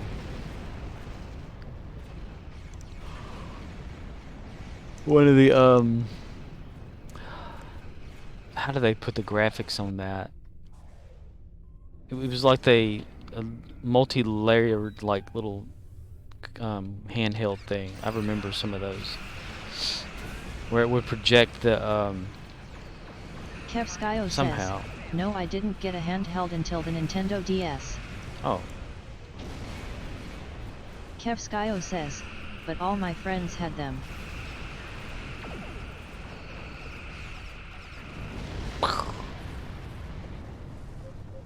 Now I want to like look up the history of Tetris for some reason, just to refresh in my head. Oh, whoa, done. I love how talking about something gets things like faster. It seems. Leave system. Yay! Should be leveled. All right, good deal. So I remember I was like I had gotten interested in the themes or whatever like that because I was watching some movie. It had Antonio Banderas in there, and there was like this scene in a bar or whatever, and I heard the tune, and I was like, wait a minute, I know that from somewhere. And that's when I like looked it up and figured out, like, you know, or just learned about where it actually. Oh, damn it. Blah. Okay, so that's unlocked then. So that should have given me that trait there with the. Yep, there it is. All right, cool. Now, let's see, where's Drazona at? We're all the way the hell there. Because this is the closest one with the ship yard, isn't it? Yar. How'd they get the ship all the way from the Sol to there and like that instance? They use a transporter? Whoa.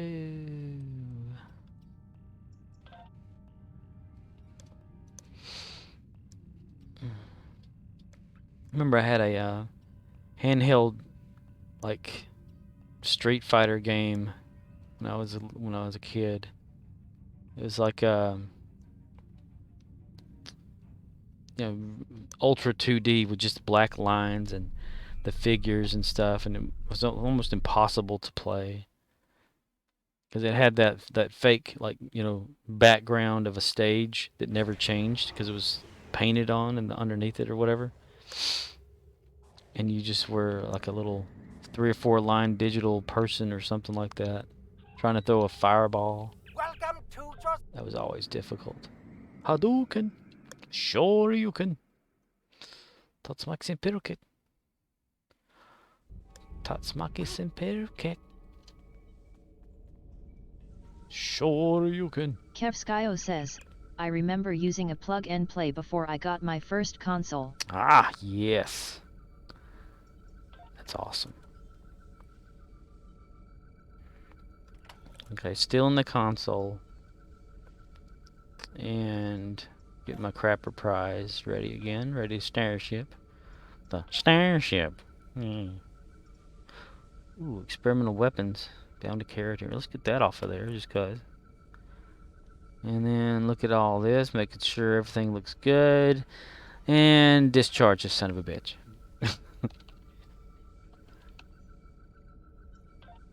Kaboom.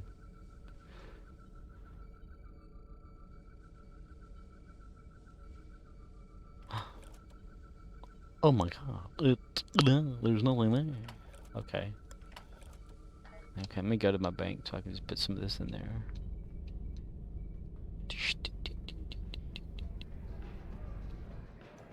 Access mail. Access bank.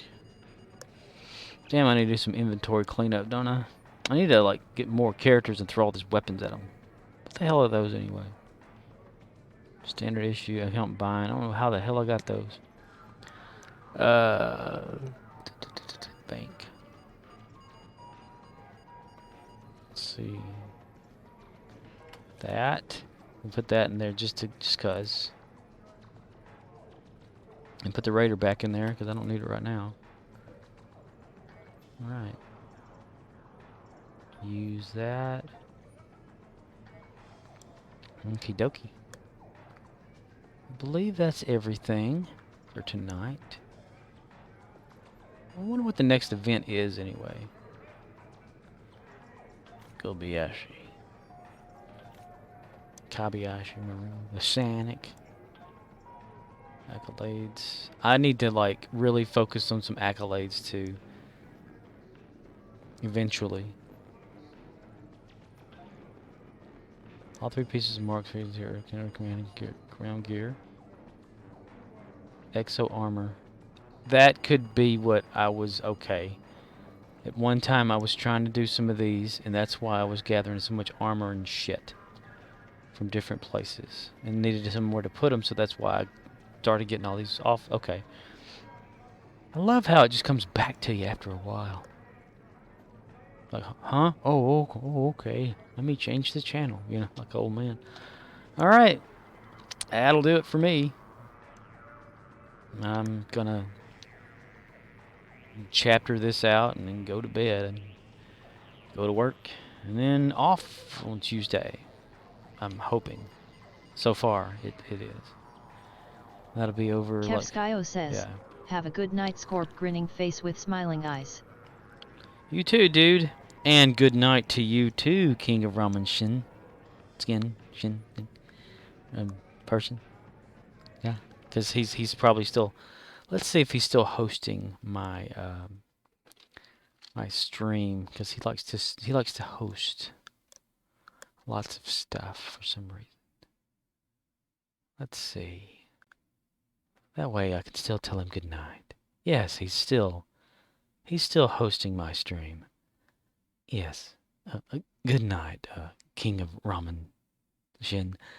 And yes, I'm sorry that I did not help you again tonight. But when you throw up a team invite in the middle of what I'm doing, it kind of gets aggravating after a while. So I'll work with you to help you if you help while I'm helping you. I mean, and not yell at me and get mad that I'm cracking jokes that hurt my feelings and stuff. So that's why I've been kind of ignoring you for a while, because I was trying to help and you jumped my ass over it. So yeah, you were unbanned, by the way. All right, okay, we're going to call it a night. Good night.